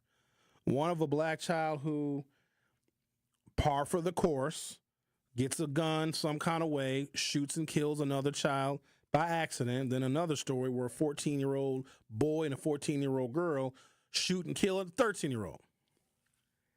All of them black. And what made it worse is that the 16-year-old who shot and killed a 12-year-old at the time, did it by accident, is not getting 15 years in prison. So you have the statistics of black children being 18 times more likely to die with a firearm accident, et cetera, and then you have a criminal justice system that tells that child to waive their ability to be in juvenile court and have them plead guilty as an adult. Black children and teens make up 46% of all gun deaths among children in America, despite being only 14% of the population under 18. I'm going to read that again, because these are the reasons why you don't even hear anybody talking about reducing guns, more regulation on guns, banning guns, making it harder to get. They don't even want background checks in certain situations where someone that we know shouldn't have a firearm can get one anyway, because they want to leave these statistics just as they are. They're also, along the same lines, snatching up people who they think might be illegals and deporting them not just back to their home country, but to a country in which these people will never be tracked, traced, or seen again. The reason why they want to eliminate non-white people is because white people in this country, that's also why they overturned Roe versus Wade, white women are having a lot of abortions. So much so that the birth rate of white people is going down. So instead of addressing that, they are looking at statistics in which black children never grow up to even have kids, let alone have children and replace the white population. They're removing people who they think might be Mexicans or from Central America, just snatching them out of the country. That, ladies and gentlemen, is racism. Stop getting so bent on the shape of a white person that calls you the N-word. So what? Let them say it. That white person does not have the kind of power to control or mitigate these statistics. As black people and all the collective brain power that we have, this is where our focus needs to be. It's more than inaction. This is negligence on the part of policymakers, almost universally in one political party, that know these statistics and for these reasons do not want to put together any legislation that can reduce the number of black children being killed by guns. I'm going to read it again. Black children and teens had a gun death rate 18 times higher of that of white children in the same age group. Over half, 55%, of deaths among black older teens aged 15 to 17 were caused by guns. Black children and teens make up 46% of all gun deaths amongst children and teens, despite being only 14% of the U.S. population under 18. The gun homicide rate for black children rose 5.6% just from a single year from 2021 to 2022. The gun suicide rate amongst black older teens and emerging adults aged 15 to 19 rose 24% a year. So even with the prevalence of guns, we're killing ourselves more often than everybody else is. You want me to go? Should I keep going? I got more. The gun death rate for black children and teens is 11.8 per 100,000. What do you think it is for white teens? 2.3. The gun death rate for black children in America, black children and black teens, is 11.8, so basically 12 per 100,000 compared to 2.3 per 100,000 for white and Hispanic children and teens. 0.9 per 100,000 for Asian children and teens. Means that 9 Asian children die by guns per million. 11.8, basically 12 black children die by guns per 100,000 black kids. With Asians, you got to get into the millions, and you still haven't even reached 10 gun deaths. Black children and teens were roughly 5 times as likely as their white counterparts to die from gunfire.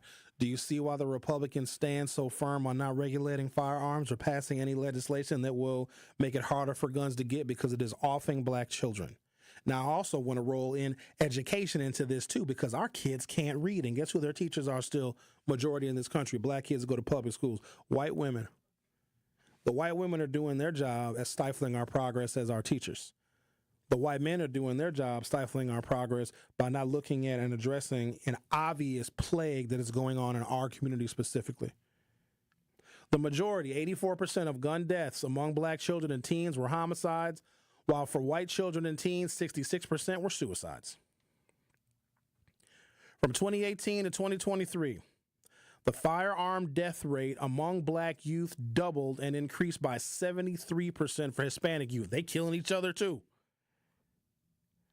The gun assault death rate among black youth grew from 4.9 to 10.3 per 100,000 between the years of 2018 and 2022, dropping slightly to 9.7 in 2023. Among white youth, it remains steady and below 1 per 100,000.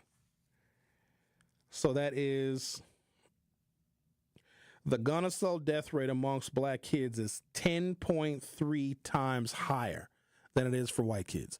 Meaning if you don't do anything, there's no meaningful legislation. Now, white kids are going to die too now, but at a much lower rate than black kids. So if leaving policy as it is on the books, the way it exists right now, kills as many as 18 times more black kids, then that's a policy that actually works very, very well for a white supremacist society. The problem is most people don't even know. They just look at the headlines and they blame the black kids. And yes, obviously you should, but if we know that this is a nationwide plague, that's where federal policy comes into play. But you will never hear a Republican even mention these statistics. That is why we, in good faith and in being good stewards of our community as black folks, have no business being involved with the Republican Party. I don't care if Donald Trump is a businessman. The Truth with Sherwin Hughes on 101.7 FM. We'll be right back. The Truth with Sherwin Hughes returns after this on 101.7 The Truth app, and 1017thetruth.com.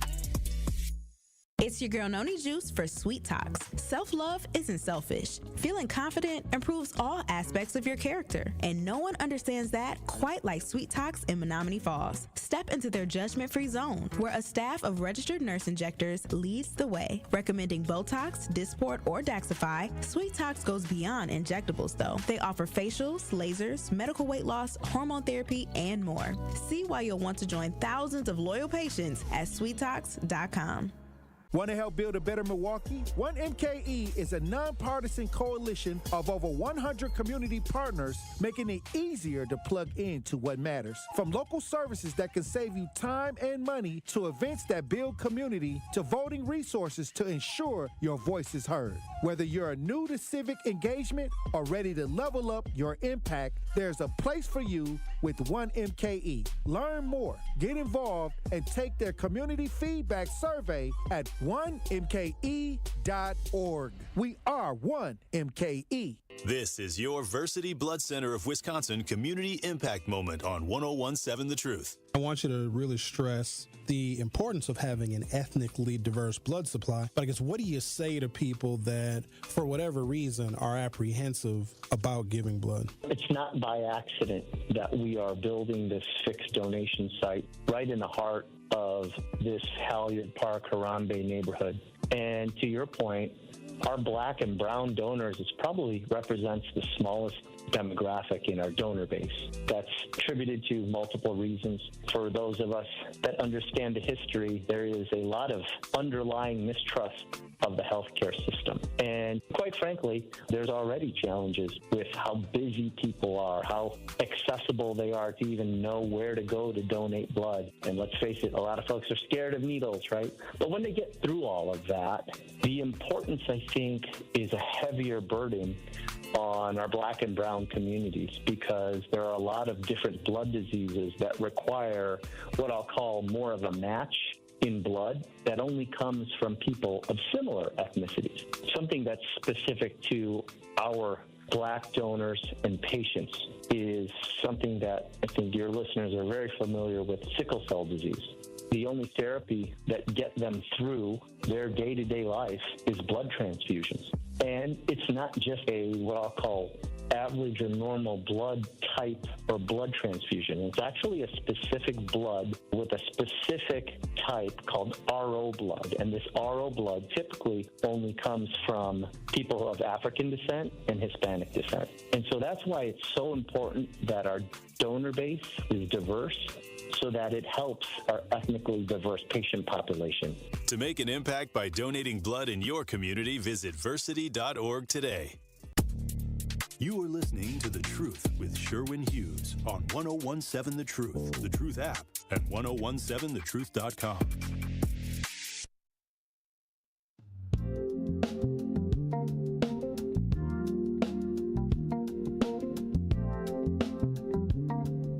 When you purchase a firearm from a private seller, there's no background check. It should still be required. If you're a private seller selling a firearm to somebody, you should be required to make sure there's a background check on that person, meaning they go somewhere else, they pay for a background check, and then that information signed and notarized and then provided to the private seller. So no, you do not have to have a background check to get a firearm. I ain't arguing with stupid people in the YouTube chat. You're stupid. No, I shouldn't say that now. You're just ignorant and misinformed. That's number one. Number two, I'm going to tell you about the impacts of laws on the books right now in America that are impacting black people. Okay, say what you want about that. It's black culture, it's the music, whatever. But here's the other thing that I want those folks to know that are blaming us for this. White people are not going to inherit America. You're not. This is going to be our country.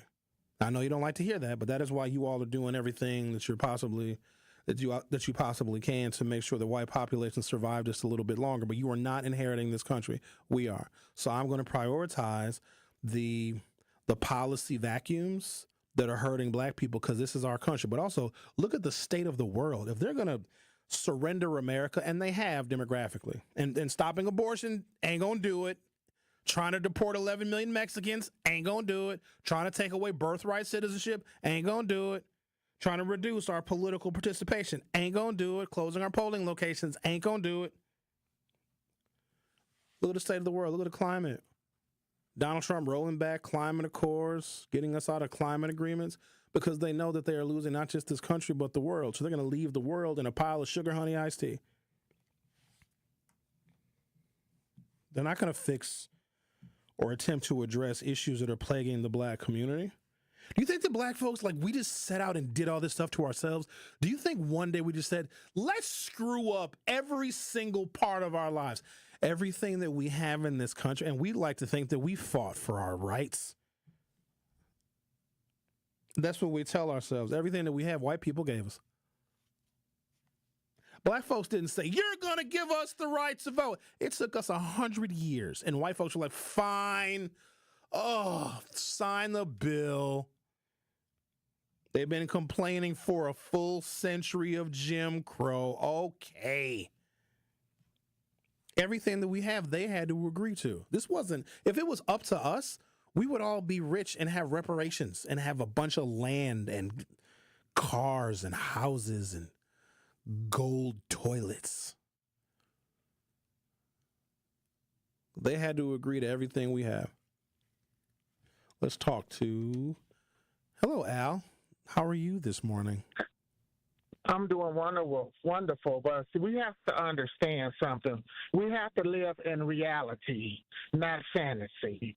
You know, like when, was it Miss C called and said, you know, God talked to her, but it's mighty funny, God didn't talk to nobody else for 400 years. And you got some who did everything right and still was left with nothing but died with a smile on their face. And I ain't never seen God talk to me, and I hope he do talk to me, because I got some belligerent words for that one. Moving forward, I thought it was kind of odd and weird that they would wave this boy into adult court. Like, did he have a public pretender, or where was his mother or father in this, or anybody? Because usually when white folks and their kids do something catastrophic, they're going to flaunt that loophole that he's under 18. And I know in these times, most judges probably wouldn't say nothing, but most judges, I'm surprised, didn't say, well, why would you want to go as an adult when you know if you go as an adult, you're going to be right up the river? But you can see there's always been a difference in the justice system, because now this boy got to do 7 years, then he got to be on paper for 8. But you got this teacher who took nuts and robbed these young black boys of being adults, and she probably don't even got to register on a sex offender list. She doesn't. But we also know when it comes to young boys and young girls, they see them as adults. And when she seen them young black boys, she didn't see doctor and lawyer. She seen a big black ignorant nigga, ICK, and she got slapped on the wrist. But this young black man who showed that he was sorry still got to do 7 years. Now, is it possible that his mother, father, could have them do an appeal? Because I still don't understand why they would have him going there as an adult. You know, and I know we all smart, bright, and intelligent, but white people always flaunt a loophole when their kids does something, like when it results in death. They say, no, my baby is not an adult, and he's under 18. So I'm just surprised, nobody is raising hell about that. And one more thing, if you do have a gun, teach your kids about discipline and the responsibility of a gun. Because, see, the problem is these kids have not learned the gun. They just have a gun. And when you look at these white folks, they teach their kids about the responsibility of the gun and have them learn the gun. That's why they 5 and 6 years old know how to pop a 9mm and reload it in a matter of 3 seconds. So just as well as you have your kids and you teach them every Sunday about Jesus Christ, teach them about the responsibility and the discipline of a firearm. And I'm sure maybe some of these gun charges and these gun deaths will go down, because if black people start learning a gun and they start saving them bullets and they start seeing, they talk about the power of that gun, you might be surprised what type of reaction you get. Have a great day, and I'm going to hang up. And this is for Missy. I know I'm not coming at you, but you talk very proud of God. So my question to you, where was God 400 years ago? Where was God when he was sitting there bragging to the devil about wickedness on innocent? Because where I come from, if you brag to somebody, that's already beneath you. You wasn't good for sugar, honey, iced tea from birth, and that came from my people. So I'm going to wait and listen. Have a great day, everybody. Thanks, Bye-bye. Al. Okay, now, bye-bye. Firearms have been the leading cause of death for U.S. children and teens aged 1 to 17 since 2020. In 2022, there were 2,526 gun deaths among 1 to 17-year-olds, averaging about 7 per day. Firearms accounted for nearly a third of all deaths among 15 to 17-year-olds. The rate of gun deaths in this age group has increased by 106% since 2013. That's from the Johns Hopkins Bloomberg School of Public Health. In 2022, Black children and teens had a gun death rate 18 times higher than that of white children in the same group. Over half, or 55%, of gun deaths among Black older teens, 15 to 17 in 2022, were caused by guns. Black children and teens made up 46% of all gun deaths among children and teens, despite being only 14% of the U.S. population under 18. The gun homicide rate among Black children and teens rose 5.6% from 2021 to 2022 alone. The gun suicide rate among Black older teens and emerging adults ages 15 to 19 rose 24% year over year, surpassing the rate among white teens for the first time. So we even have higher rates of suicide than they do. In 2021, the gun death rate for Black children and teens was 11.8 per 100,000, 2.3 per 100,000 for white and Hispanic children, and 0.9 per 100,000 for Asian children. Black children and teens were roughly 5 times as likely as their white counterparts to die from gunfire. The majority, at 84% of gun deaths among Black children and teens, were homicides, while for white children and teens, the majority, at 66%, were suicides. From 2018 to 2023, the firearm death rate among Black youth nearly doubled and increased by 73% for Hispanic youth. The gun assault death rate among Black youth grew from 4.9 to 10.3 per 100,000 between 2018 and 2022, dropping slightly to 9.7 in 2023. Among white youth, it remains steady and below 1 per 100,000. The Truth with Sherwin Hughes on 101.7 FM. We'll be right back. The Truth with Sherwin Hughes returns after this on 101.7 The Truth, The Truth app, and 1017thetruth.com.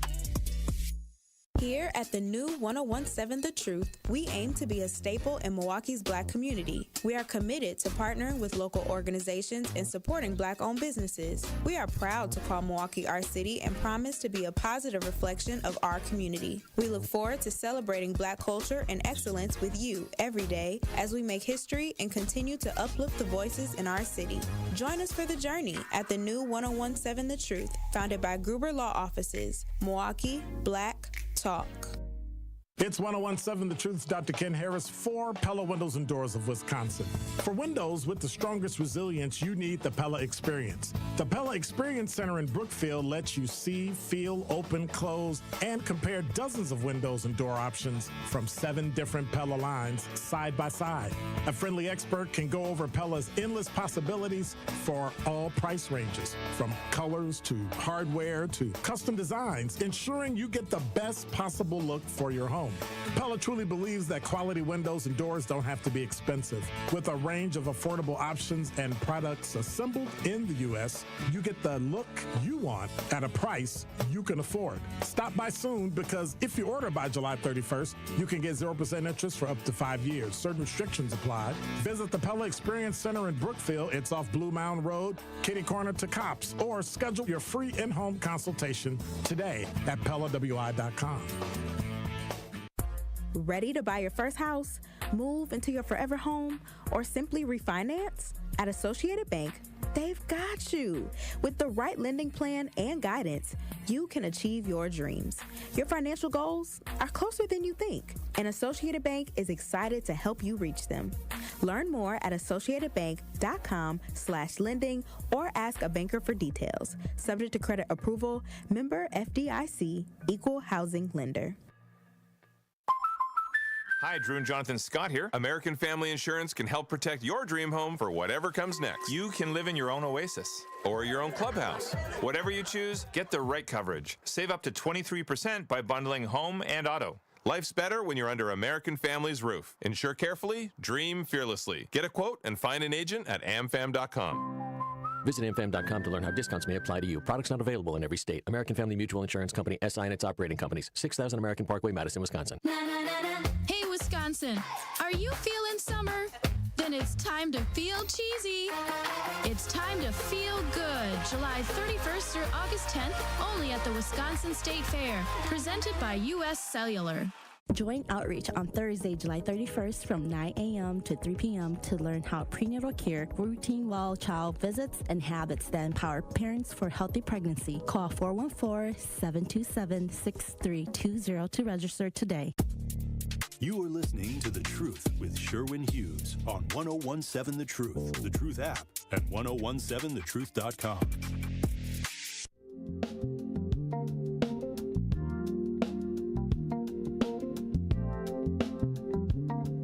Our phone number is 833-212-1017, 833-212-1017. So when you have statistics that are like these, we don't see the harm that it causes, how families are destroyed, the trauma, the mental health issues, the PTSD that reverberates through a community when a child, especially a black child, is killed by a gun. And not necessarily just a black child, but it's a child in general. And so people say, oh, well, it's the culture, it's the culture. These statistics become the culture. When federal policy is made, they don't look at the individual nuances of what happened in this situation in Nebraska, or what happened when this black child was killed by a gun in St. Louis, or what happened in the city of Milwaukee, what happened in Chicago. They look at the overall scope, because policy looks at an overall scope. We have a trend in America. Let's take race out of it, because I know that triggers some of y'all white folks. There has been an increase of 106% of youth gun deaths in this country since 2013. That is alarming. That requires a response, and because there is no response, even if, here's the thing, there's never a bad time to bring up or suggest or introduce a bill that can curb children dying from guns, okay? I don't care what Trump is talking about. I don't care what's going on with the Ukraine and the Israel and Hamas. There is never a bad time to focus on America, especially America's children.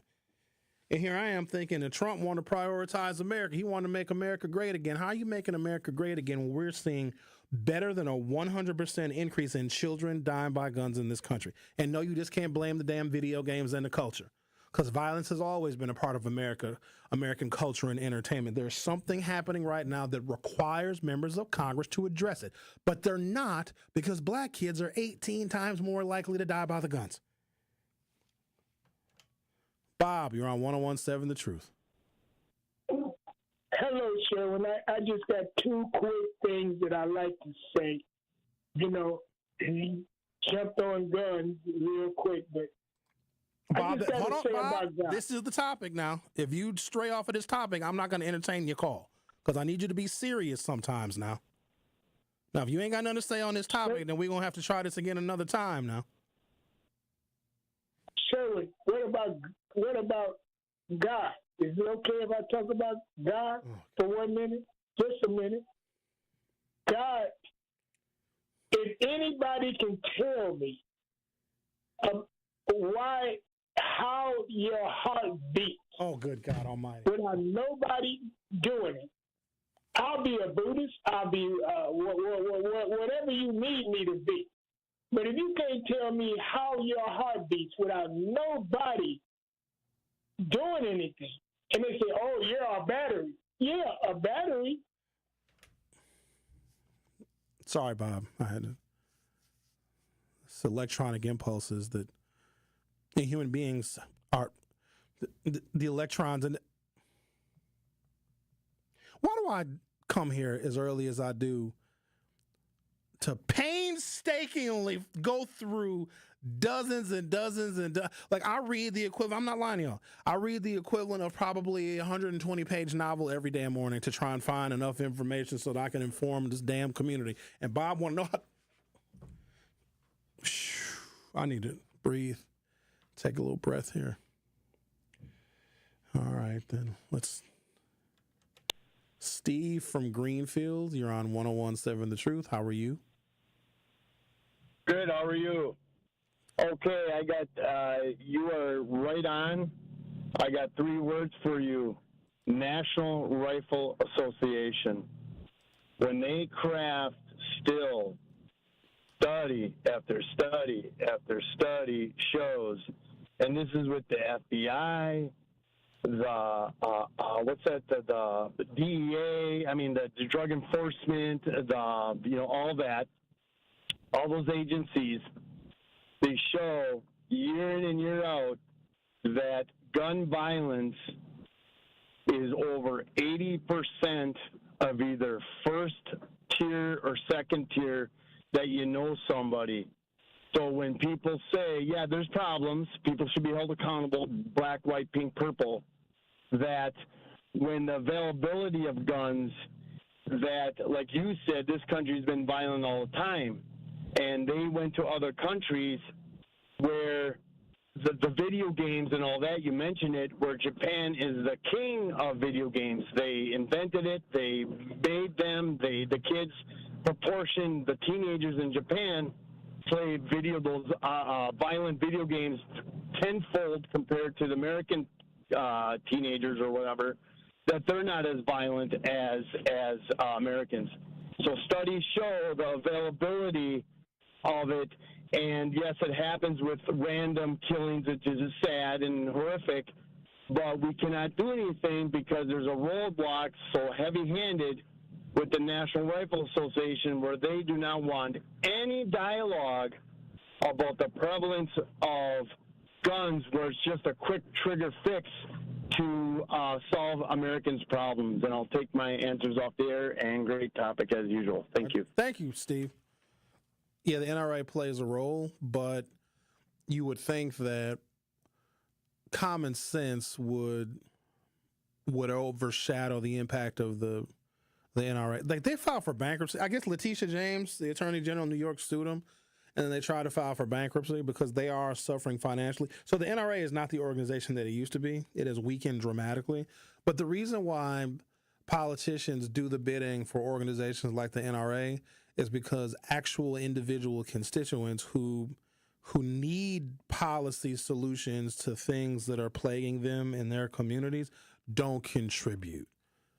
We are being outmatched by special interests. Human beings, life, decency, safety, sanctity, protection, clean air and clean water, like those are special interests. And for me, it's worth contributing to political candidates to see the world that I do, where they would rather get their campaign donations from actual people so they can do the work of the actual people, because these elected officials know that they are funded by actual people instead of being funded by big business corporations and organizations like the National Rifle Association. The Truth with Sherwin Hughes will be back for Hour 3. The Truth with Sherwin Hughes returns after this on 101.7 The Truth app, and 101.7thetruth.com. Crew Tuesdays are back on July 29th. Churio sends it deep to left, and there she goes. Catch the Brewers on local TV as they battle the Chicago Cubs. And Yelich launches one deep right center field. Forget about it. Oh, my goodness. Third down. This edition of Brew Crew Tuesdays is presented by Delta Dental of Wisconsin. Tune in July 29th at 6:40 on Fox 6 in Milwaukee, or check out your local listings to watch the game. Come in with straight truth. So how did we get where we are now? How did we get where we are now in relation to affirmative action that people many times really don't understand what the outcome was for affirmative action? We don't understand what the outcome was for DEI, but yet we scream and praise it, but we don't really understand it. Listen to Truth in the Afternoon with Dr. Ken Harris every weekday from 4 p.m. to 6 p.m. on 101.7 The Truth and The Truth app. Truth Nation, let us talk our ish for a moment. There is no other station in the country where you get a front row seat to hear from some of the biggest names in politics, pop culture, and sports. People like Grammy Award winner John Legend. Knowing that fight isn't over, knowing that we've got to stay motivated and stay inspired. Glory was a song that myself and Common wrote. Two brothers from the Midwest, from Chicago and from Springfield, Ohio. Oscar Award winning actor Don Cheadle. I know that we're the bright, shiny thing that sometimes gets the attention, but I would say don't listen to celebrities. You don't have to listen to us. Listen to yourself. And President Donald Trump's son, Don Jr. When did we have a strong economy? And I don't think anyone with a straight face can say right now. And the reality, when you look at it, it's not even voting for my father. Look at the team that's now surrounding him. Tap into the award-winning and nationally recognized 1017 The Truth by downloading the Truth app and streaming us live at 1017 The Truth on YouTube. Milwaukee Black Talk. We asked parents who adopted teens to share their journey. There are many times I thought, I can't do this. I mean, what parent isn't worried about? What am I not doing right? What am I not doing enough? And then I realized, wait, that's being a parent. Don't worry about being perfect. I've had around 3 other mother figures in my life, but only one of them has taught me how a mother loves. The greatest reward for me is he makes me better every day. I would tell a family considering adopting a teenager that teenager, whoever it is, needs you, and they need what you have to offer. Taylor's given me hope. He's our son, and that is what he will always be. Learn about adopting a teen from foster care. You can't imagine the reward. Visit adoptuskids.org to learn more. A message brought to you by Adopt US Kids, the U.S. Department of Health and Human Services, and the Ad Council. Listen to the man who tells you exactly how he sees it. The Truth in the Afternoon with Dr. Ken Harris every weekday from 4 p.m. to 6 p.m. on 1017 FM, 1510 AM WGKB Waukesha and W269DL Milwaukee, a locally owned Good Karma brand station. You are listening to The Truth with Sherwin Hughes on 1017 The Truth, The Truth app, and 1017thetruth.com.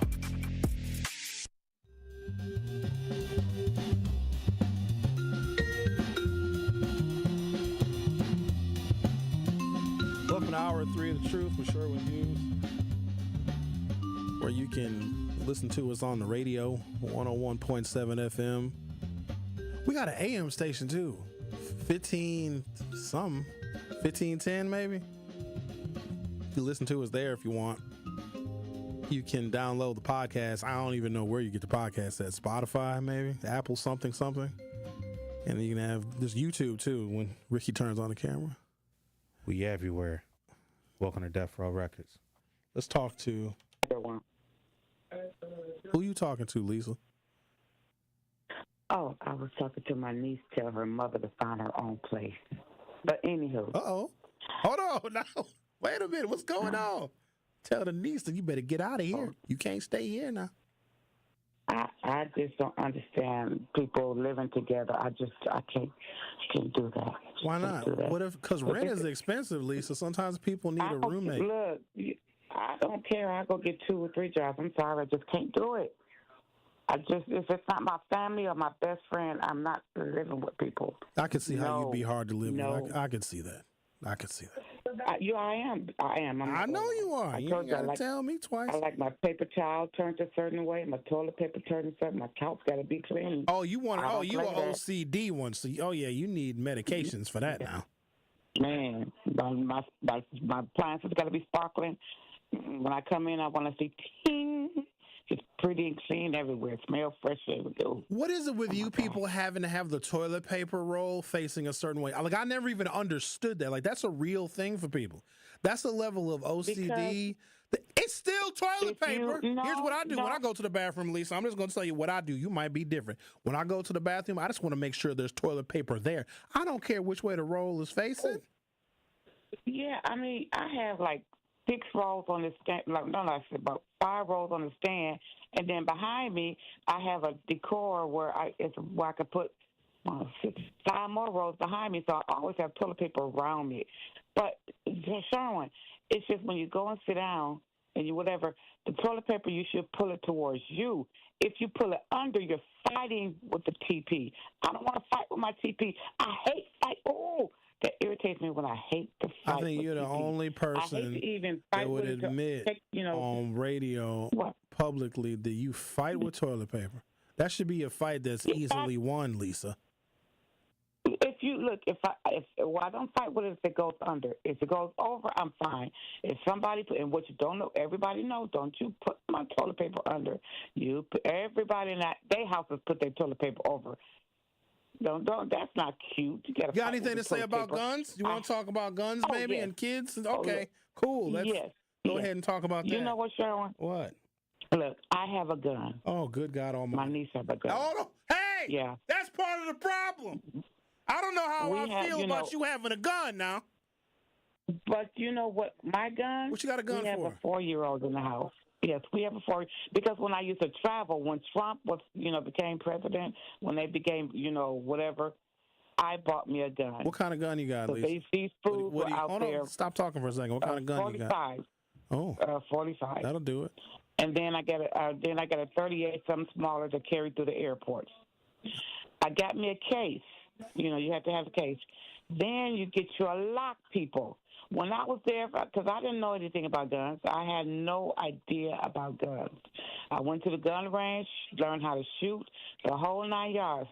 But when I was there, I think I bought up the whole dang on gun store. You have to be responsible, people, for these guns. When you buy them, don't just buy bullets. If you by yourself, that's fine. You put your gun on your bed or whatever. But if you got children in the house, you make sure you buy a gun lock.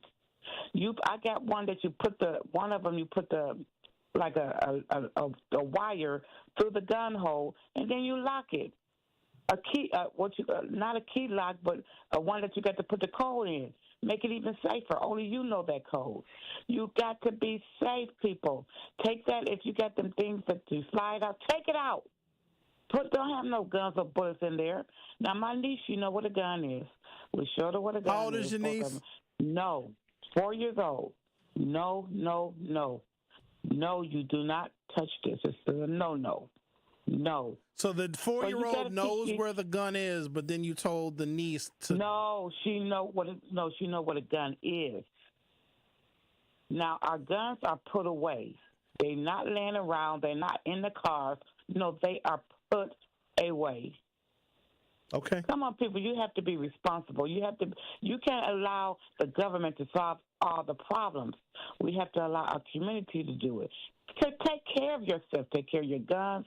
Take care of your children. That's all I got to say, Sherwin. All right. I love you. Have a good week. Okay, Bye-bye. then, Lisa. I know I panicked when Lisa said she got a 38, something slight, and then she got a 45. 45 got a little bit of a kick. You got to shoot that with two hands. I was about to say, that's she's gonna blow it. And Lisa is in a wheelchair, so if she about to fire that 45, if she don't put the brakes on the wheelchair, if she don't lock that wheelchair, she gonna shoot it. Oh! Because the gun will kick, and then she'll. Oh!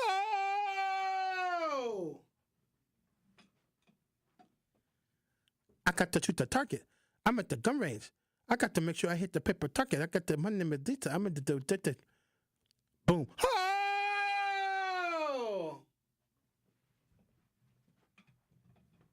That's Lisa at the gun range. There's another tragedy that impacts African American children. I'm particularly sensitive to, obviously, negative social indicators that hamper black people's progress, because we have to make note of these things. Otherwise, folks will just think everything is black people's fault. I'm not sure who to blame for this. Some of it's American cultural. So, there used to be water parks and swimming pools all over urban America. Did you guys know that? All over urban America. There was a period of time where most African Americans lived in rural areas. But then as industry started to pick up and industry needs a lot of labor, we started then moving to cities, which introduces residential segregation, okay? When black people started moving into cities, they closed pools. Did you know that American cities even had amusement parks? No, it's crazy to look at the things that America had before black people started moving into urban areas and into cities. And instead of integrating amusement parks and public swimming pools, they closed them. So if you want to talk about the negative impact of culture, I want you to start with that. I recall a time where Milwaukee seemed to be a lot more friendly to children. We could move about freely. We could go to the shopping mall. We had video game arcades. We had, movie theaters were all over the place. We had roller skating rinks all over the place. We had teen nightclubs all over the place. And I speak with, a lot of nostalgia about that time. And I'm old enough to remember all of those things. But now they're gone. If you're old enough, you can remember a lot of things for children to do. And I'm not just talking about boys and girls clubs and recreational basketball. That stuff has always been there, and some of that stuff still exists to this day. But a lot of the social activities that we had as children are gone. Now, if you're unfamiliar with the fact that we used to have public swimming pools all throughout urban America, even in the North and in the Midwest, so we even had amusement parks all throughout urban America, suburbs, cities, etc. But then when African Americans started moving to urban areas, instead of integrating those places, they closed them. The reason why, when I speak with such great nostalgia about the activities that myself and my peers had in the city of Milwaukee in my youth, is because they originally were put there for white children. And as Milwaukee got more and more and more diverse, you saw less and less and less video game arcades, movie theaters. We have less shopping malls. We don't have any teen nightclubs because they were all set up for white kids. That is the trajectory of America. You have a paradise. You have a wonderland for white people. But as black people begin to move up, move out, and integrate, instead of having everybody, all children sharing those spaces, they close them. Such closures have created yet another disparity, which is deadly for black children. Now, we can have a long conversation about this, and we have had it. We don't swim. We don't swim at the same level and in the same numbers as our Caucasian counterparts. A lot of times because when we live in urban areas, because that's where the jobs are, that's where our schools are, that's where we live, that's where we buy, that's where we rent. We don't have as many swimming pools. They used to have natatoriums all throughout the north side and the south side of the city of Milwaukee. I didn't know what a natatorium was until I was in my mid-40s. Never even heard of it. Did you guys know about a natatorium? DJ Brother Z, you in the producer studio? You know what a natatorium is? All right, exactly. Ricky, you might know, but if you know because of me. A gnat. You ever heard of a gnat? A natty? Like a fruit fly? Didn't know. No. That's GNAT. A natatorium is. Oh, no. No. Natatorium is a public swimming pool. Nope, I don't know that. All right, yeah, they used to have them all throughout the city of Milwaukee. And a lot of people older than me, in their 60s and their 70s, oh, yeah, Sherwin, we used to go to the Nat. When somebody said that to me one day on the radio, I was like, you used to go to what now? Oh, come on, Sherwin, you used to go to the Nat. There was one on 10th and Hayes. I'm like, huh? I don't know what the hell that is. Natatoriums were public swimming pools in the middle of the city, okay? But as more African Americans started to migrate to Milwaukee, instead of integrating the swimming pools, they closed them. Now, this is not an excuse because I guess you can go to the Y and you can go to, where even is there a Y anymore? Is the Y on Fond du Lac and North still there? They got a swim, is that still there? I don't know what the hell that is now. Where are the Y's at? I don't know why the Rave closed their pool. I think it was too much to maintain. But the Rave didn't allow black people until 1973. So when my parents came to Milwaukee, they weren't allowed to go to the Eagles ballroom or the Rave for 5 years. In 73 is when the Rave opened up to, isn't that crazy? Totally illegal. Now I walk up in that joint I own it. I walk into the Rave now and I'm just, excuse me, who are you? I don't know you. Get out of my way. I go through the Rave. I don't even got to go through metal detectors. Excuse me. Pardon me. Sir, you have to. Put that wand away. Sorry, sir. Talk about coming full circle. But yeah, we used to have public swimming pools all throughout the city of Milwaukee. They also used to operate, this is kind of gross, as bathhouses. And so we did I think I might have done a show or part of a show on the public swimming pools that they had in Milwaukee, because houses didn't have indoor bathrooms. And people would go to the natatorium and swim naked. I'm not lying. It'd be a boys' day and a girls' day, okay? And it'd be a bunch of naked-ass boys in this big public swimming pool, and that would suffice as their bathing for the week. And then there'd be other days where it would be all women. Ain't that crazy? Or girls, right? Not even, it'd be grown women in there too. But everybody was naked. Like, people used to swim naked in public in the city of Milwaukee. Okay? And then as more and more African Americans started to migrate to the city of Milwaukee, apparently they didn't want us swimming naked with the white kids. And so they closed them, which explains a couple of things. Why I can't swim, because it just wasn't prevalent. Like, now swimming lessons are private. And I don't even know if MPS requires students. At Brown Deer, we had to swim, but I couldn't swim because I don't float. Everybody, oh, Sherwin, everybody can float. Not me. I sink. I don't float. But a lot of African Americans don't know how to swim. And that is a fact and a statistic that is known. And you can look at the number of drowning deaths of African American children and adults. That is yet another disparity that is maintained. Now, I know you're going to put it on us. We're supposed to go swim. Dealing with the price of gas, groceries, utilities, rent. We don't know what tariffs is going to do and all this economic uncertainty. Who in the hell has the leisure time to go and learn how to swim? And plus, ain't no damn lakes around here. Ain't nobody swimming in Lake Michigan.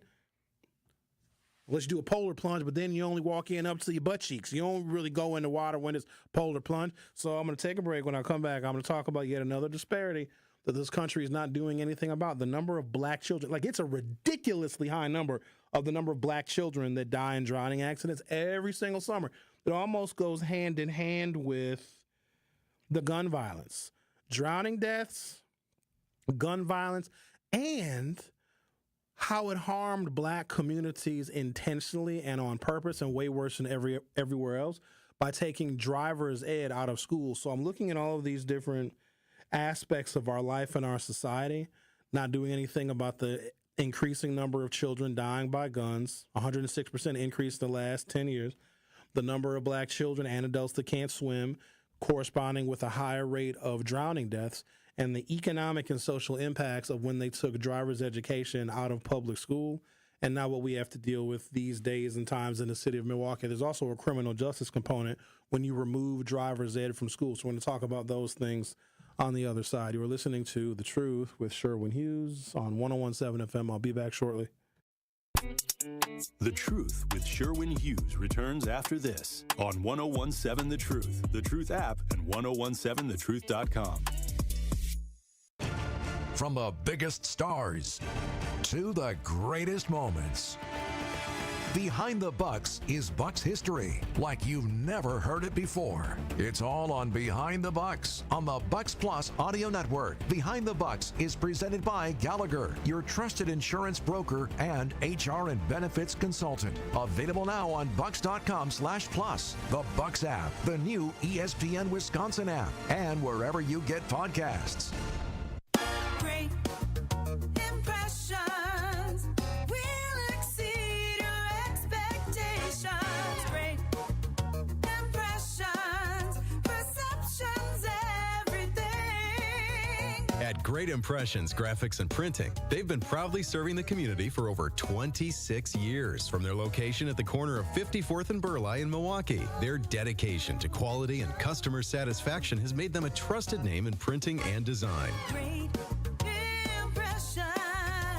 Great Impressions offer a wide range of services, including banners, posters, yard signs, business cards, programs, and postcards. Plus, they specialize in custom apparel printing, perfect for family reunions, sports outings, business promotions, and more. For your next project, visit greatimpress.com. That's greatimpress.com. Great Impressions. They're here when you need them. Great impressions, perceptions, everything. Ready to buy your first house, move into your forever home, or simply refinance? At Associated Bank, They've got you. With the right lending plan and guidance, you can achieve your dreams. Your financial goals are closer than you think, and Associated Bank is excited to help you reach them.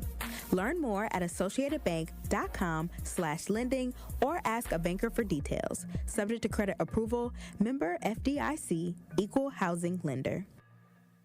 Ride the wave to clean at Tsunami Express Car Wash, Milwaukee's fan favorite for a winning shine. Become a monthly member and enjoy unlimited washes for less than $1 per day. Plus, skip the wait in the fast lane and enjoy unbeatable amenities like free vacuums and tire air. Visit any of their convenient locations in Midtown Milwaukee, Waukesha, Greenfield, Oak Creek, and Mount Pleasant. Tsunami Express Car Wash. Wash, chill, repeat. Learn more at tsunamiexpress.com. Hey, Wisconsin, are you feeling summer? Then it's time to feel cheesy. It's time to feel good. July 31st through August 10th, only at the Wisconsin State Fair. Presented by U.S. Cellular. After a crash with a semi-truck, everything can change instantly. At Gruber Law Offices, we have the knowledge and experience to make sure you're protected. And we're here to help whenever you need us. Gruber Law Offices. One call, that's all.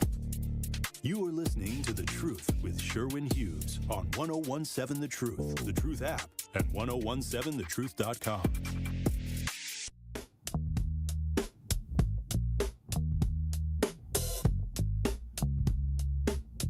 Should I add a little more insult to injury?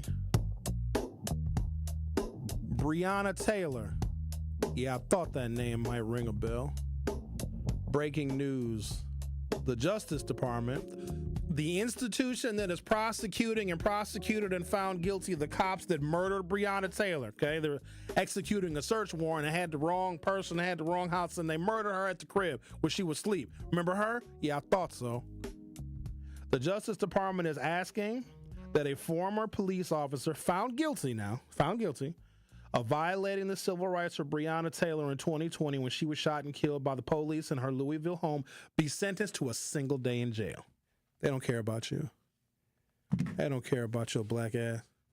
Broke into this woman's house and murdered her when she was asleep. The prosecution, the U.S. Department of Justice, under who? Who controlled the U.S. Department of Justice in 2020 when Breonna Taylor was killed? I'll let you answer that question. It's a rhetorical one. And who now has appointed people to lead the U.S. Department of Justice? Same person. A cop that, hold on now, I need you to swallow this. I need you to digest this. Breonna Taylor was killed in her house when she was asleep. The police officers that were responsible for that were found guilty by the U.S. Department of Justice for violating her civil rights, which led to her death. The U.S. Department of Justice is now recommending a sentence for the first officer who has been convicted. And they're asking for a single day in jail. I just told you a story during the same radio show how a 15-year-old accidentally shoots and kills his friend. He doing 15 years. Cops murder Breonna Taylor looking for somebody else and end up killing her. The people that brought the case against these Louisville police officers, and they got a conviction, okay? And so the court will ask them, well, prosecution, what do you recommend for a sentence of the people that you just prosecuted for violating a black woman's civil rights? 24 hours in jail. That's insane to me. Let me guess, you gonna blame black culture for that too? She shouldn't have been sleeping. She shouldn't have been living where she was living. She should have identified herself. A single day in jail for killing a black woman. And then yesterday we talked about the Rufus King, former Rufus King high school teacher who offered fellatio and sexually harassed, inappropriate sexual contact with her students, doesn't even have to register as a sex offender. And here's what's crazy. All of the people she abused were children. Let me guess, that's black culture too? Is that our music? You know what we should really ask? Since y'all want to blame the music. What are white people listening to? What is on your playlist? No, seriously. Hold on. Hear me out. I'm gonna get to the drowning story in just a second because black people, we drown as right now as a black person probably drowning because we can't swim. But we'll hang on. We'll table that for a moment. If you see a black person drowning, help them. Throw them a life jacket. If you want to blame the music for all the violence, what was on the playlist of the colonizers? I'm just saying, if we blame the music for violence, are there hidden messages in Taylor Swift's music? They tend to like country. When I see a white person wearing cowboy boots, I'm on like high alert. I don't know what it is about cowboy. Am I the only one? If I see the trifecta is the Confederate flag, cowboy hat, cowboy boots. I'm looking for the exit because I don't want a confrontation. Because I got to have an argument about somebody's heritage. And so, do you know the stars and bars? This little side note on the Confederate flag. So there's two Confederate flags, okay? There was one that represented the Confederate States of America, in which Jefferson Davis, they had their own president. All of them were traitors. All of them committed treason. All of them should have been executed. The United States didn't finish the job. We should have totally extinguished the Confederacy. Abraham Lincoln was on his way to doing that, but then he literally lost his mind, literally. So there's two Confederate flags. There was a Confederate flag that represented the Confederate States of America, and it looked really similar to the Union flag, the actual United States of America flag at the time. So in battle, they would fly their respective flags. And so if you looked up, if you were a Union Army member or in the Union military, and you saw the Confederate flag, those are the bad guys, because on the battle, they all would be all mixed up. But the units would have their respective flags. And because the Confederate flag of the Confederate States of the United States of America looked very similar to the Union flag, Confederate soldiers were actually killing each other because they were mistaking one another for Union soldiers. So they created a whole new flag. The Confederate battle flag is the stars and bars. That is the flag that they flew so that the Confederates, wouldn't shoot and kill Union members. So the Confederate battle flag is even more egregious because it means kill the anti-slavery people, not us pro-slavery people. So they created a different flag so that they weren't dying from friendly fire. But it also shows just, the Southerners were dumb. They were undereducated. The Union Army had West Point graduates. The Union Army invented the Air Force. You know how the Air Force was invented? Side note, because a lot of y'all love America but don't know a damn thing about it. Hear me tell you how the Air Force was invented. So it's ridiculous, but this is America. So you had a bunch of soldiers on the ground, right? They're like, yeah, the Confederates are over that hill. We can hear them, but we can't see them, right? I'm not kidding you. This is how the damn Air Force, and we have the most sophisticated Air Force on the planet. We got planes for your ass. We'll bomb you. You won't even know it. We'll bomb you stealthily. In fact, we got a plane called the Stealth Bomber because it'll bomb you, and you don't even know you got bombed. It's crazy. So we have the most advanced Air Force in the world, okay? But let me tell you how the Air Force started. I don't know why this story is so funny. So the Union soldiers during the Civil War were like, damn, we sure would like to see how many Confederate soldiers there are beyond this ridge over that hill. We'd like to see their formations so that we could better prepare for battle, okay? So a member of the Union Army was like, hey, why don't we just get a hot air balloon and then run a telegraph. We'll have a long cord on because they had the telegraph, the Morse code. They had that back in the Civil War days. So a dude was like, hey,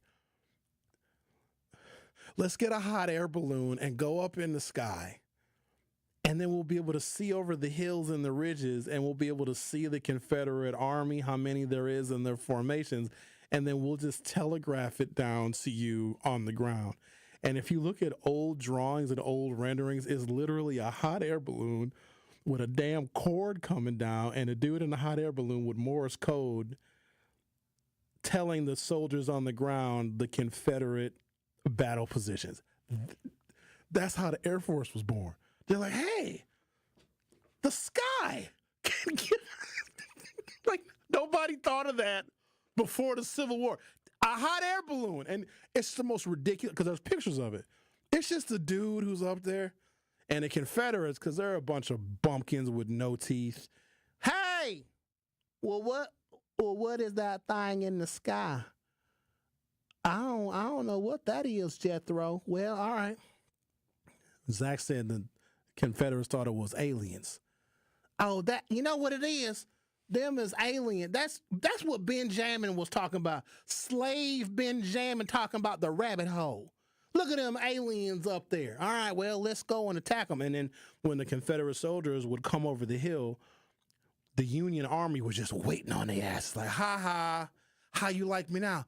Boom, boom, boom, boom, boom, boom, boom. Oh no, how did they know our battle formations? It's almost like they had a hot air balloon in the sky and they used Morse code to tell the people on the ground how many of us there was. And then the Southerners lost the war.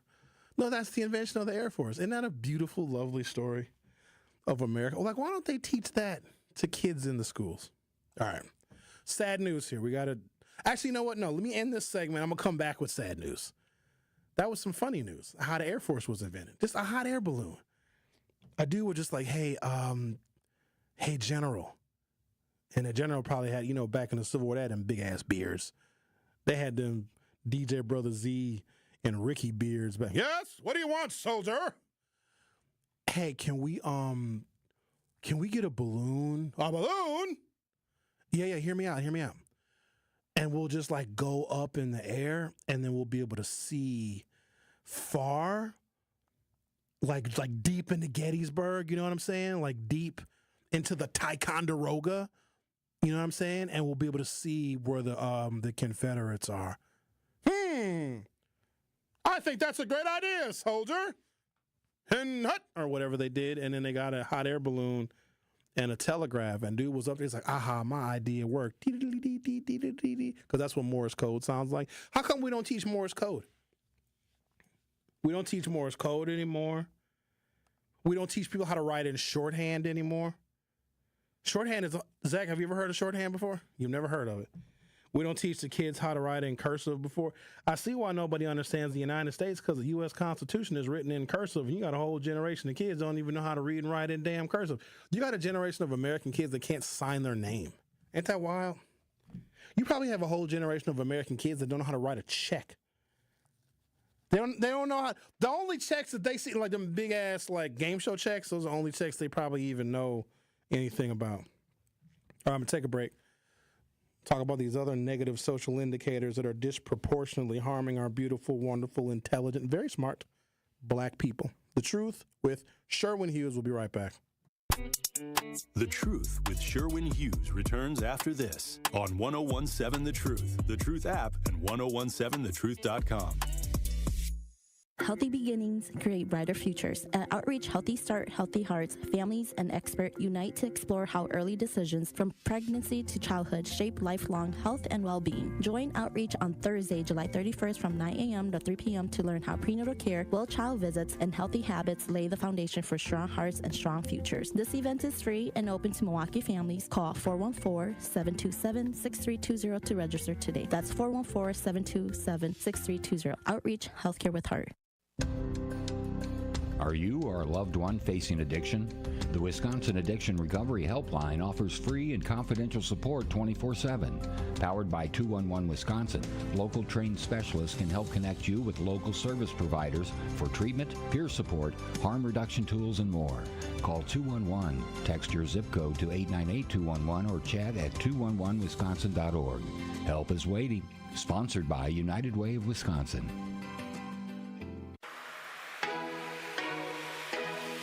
It's time for Truth Takes, a thought-provoking commentary on the award-winning 1017 The Truth. Here is Ben Jammin with his truth. Truth Nation and all the juicy jammers out there, can I be real with you for a second? We live in a world that's obsessed with right now. But God doesn't do right now. God does right on time. Psalms 27 verse 14 says, "Wait on the Lord, be of good courage, and he shall strengthen thine heart." Truth Nation, there was a time in my life where I felt completely stuck. I couldn't find a job to save my life. I'm talking interview after interview. And my gas tank was always on empty. Just pure struggle. I hated it. Then I finally caught a break. One morning, I got offered a job at the Hilton Hotel. All I had to do was sign my paperwork at 10 a.m. and I'd have a job. Only thing was, I didn't have the gas to get there. So I made a plan. Wake up early, Benjamin. Go donate plasma, Benjamin, just to get $50. Yes, Benjamin.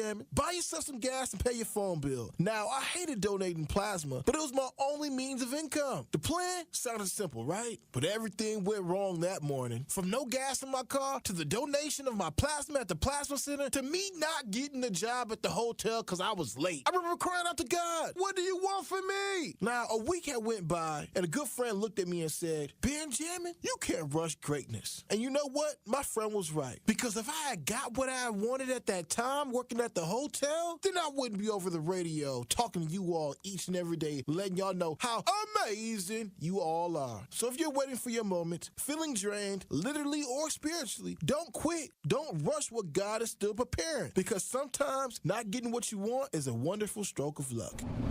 This has been Truth Takes on the award-winning 1017 The Truth. Listen to Jammin' with Juice with Ben Jammin and Carrie Noni weekdays from 7 a.m. to 9 a.m. You are listening to The Truth with Sherwin Hughes on 1017 The Truth, The Truth app, and 1017thetruth.com.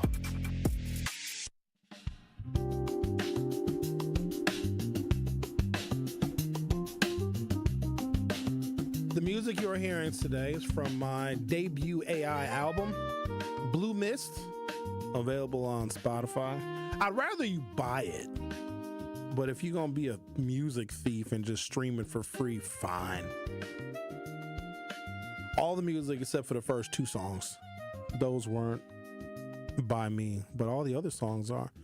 Blue Mist available literally everywhere, Spotify, Apple Music, a whole bunch of other streaming sites I've never heard of. So if you just Google it, there's even a YouTube channel. It's crazy. They created a YouTube channel specifically for this album, so go and check out Blue Mist. All right, sad news here, guys. And it's also fairly common.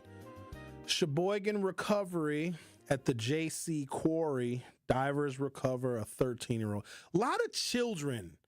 13-year-old got shot and killed. 2 14-year-olds were arrested, and we talked about a 12-year-old that was killed last year, shot by a 15-year-old. And these are our children that are being killed. Divers have recovered a 13-year-old boy who was reported missing at JC Quarry in Sheboygan. The teen was swimming with friends on Tuesday when he began struggling before going underwater. The Sheboygan Fire Department says divers have recovered the teenager who was reported missing at JC Quarry on Wednesday, July 16th. The 13-year-old boy was located around noon on Wednesday. Family members say the boy's name is Antonio. They say he loved the library and being with family. Now they're in disbelief knowing he's gone. Here's the part that I don't get. So this is a quote from a family member. He was very scared of water. He had anxiety from the water.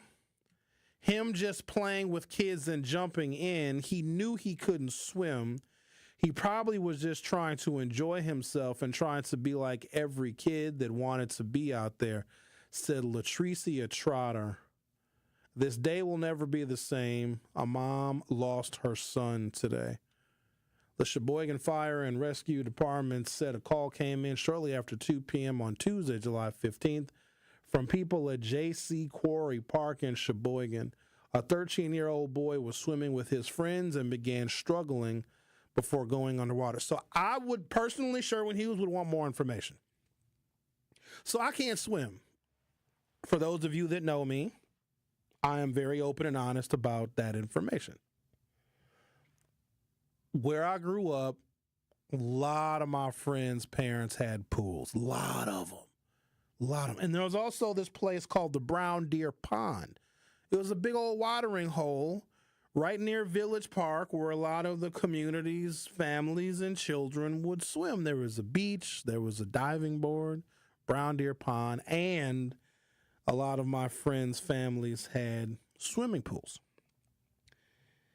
I had to lie to my parents to go to pool parties because if I told them that I was going to a pool party, they would say no. And I made that mistake very early on by saying, hey, Mom, my best friend, Ryan Briere, lived down the street, him and his brother, Dave. They were like brothers to me. They had an in-ground swimming pool.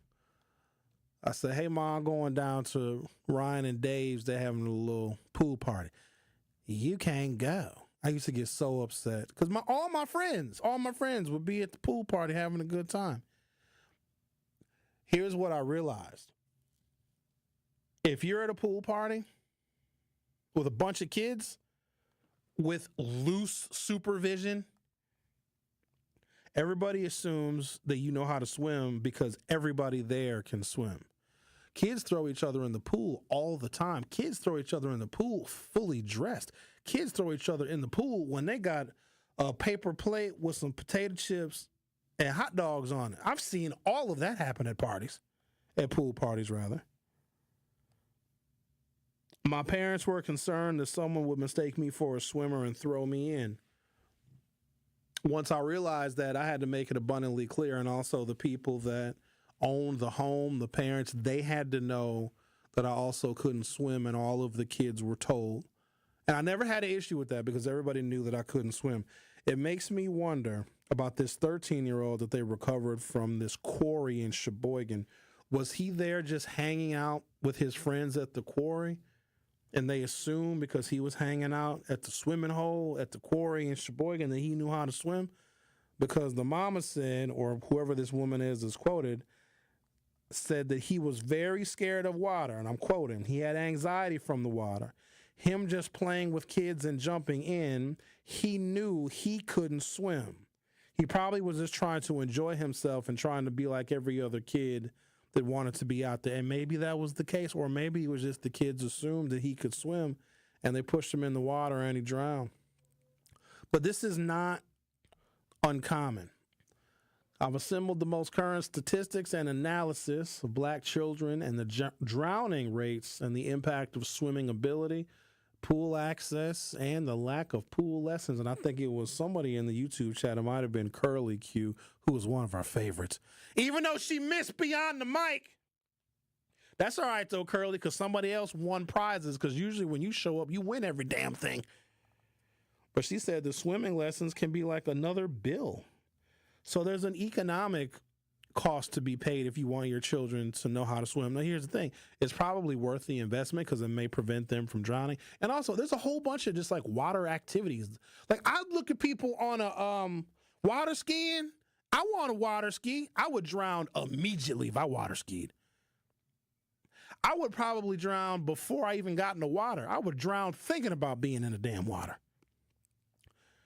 Drowning deaths are rising in the United States. Over 4,500 people died from drowning each year from 2020 through 2024, which is around 500 more per year than in 2019. Black Americans have one of the highest drowning rates, second to only American Indian and Alaska Native people. Drowning rate deaths among black people increased 28% compared to 2019. So this is from 2024 to 2019 to 2024 rather. For children, the fatal drowning rate for Black/African American children is 3 times higher than for white children. Swimming pool drownings. Black children and adolescents aged 5 to 18 are 6 times more likely to drown in the swimming pool than their white peers. It seems like there could be a public policy to address this. Whenever you have numbers that are this stark and no one does anything about it, I always suspect racism. Because anything that hurts, harms, kills black people and black children, they leave that alone. And then you look at the situation where the teacher at Rufus King High School who did sexually mistreat and abuse black students didn't have to register as a sex offender. I just found out 10 minutes ago that the Department of Justice found at least one of the police officers responsible for the death of Breonna Taylor. The U.S. Department of Justice under Donald Trump recommended that cop get 1 day in jail. Black Trumpers, how do you feel about that? Because y'all was out there, say her name, Breonna Taylor. She's dead now. And the same Justice Department that convicted these cops, because the evidence was overwhelming that her civil rights were violated, because, you know, sleeping. You guys remember Trayvon Martin? Remember him? Just so people can get a perspective on what your civil rights actually are. George Zimmerman they didn't find him guilty. But here's what that case was, essentially. Trayvon Martin had some Skittles and an Arizona in Sanford, Florida. He had his hood up. Maybe because it was raining, maybe because black kids wear hoodies literally all the time. But essentially, they established that Trayvon Martin had the civil right to walk home. It's a real basic right, isn't it? He had the civil right to walk home in the rain wearing a hoodie, coming back from the store where he got something to drink and some candy. Breonna Taylor had the civil right to wait for it. I know this is going to be a lot for some of y'all to swallow. She had the civil right to be sleeping at night in her damn house. It's real basic right. A civil right means you have the right to breathe and to live and to be unbothered. That's real basic stuff here. So when we say we're fighting for civil rights, we're fighting for someone, as Bob would say, for someone's heart to beat. The U.S. Department of Justice is recommending a sentence of a single day in jail for the police officer that was responsible and was a part of the raid that ended up with the death of Breonna Taylor. Swimming proficiency. 64% of African American children can't swim. Among adults, 37% of black adults report not knowing how to swim, compared to 15% of all other adults. So our children swim less than black adults, but that would make sense because there was a period of time where swimming was much more common. We used to have natatoriums here in the city of Milwaukee until migration of African Americans caused those natatoriums to close because, you know, black people and white people can't swim in the same pools. Intergenerational effects. If a parent doesn't know how to swim, there is only a slight chance their child will learn how to swim. In fact, it's only a 13% chance. My parents can't swim.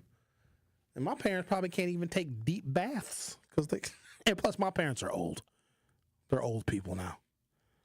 This perpetuates a cycle of low swimming proficiency and increased drowning risk of the YMCA.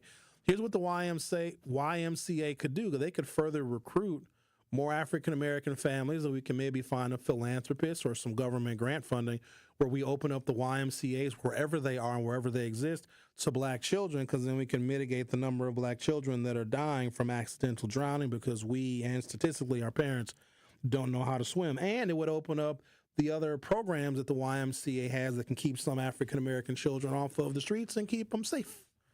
Safe from the guns that are also likely to kill them. The Truth with Sherwin Hughes will be back in just a moment. The Truth with Sherwin Hughes returns after this on 1017 The Truth app, and 1017thetruth.com.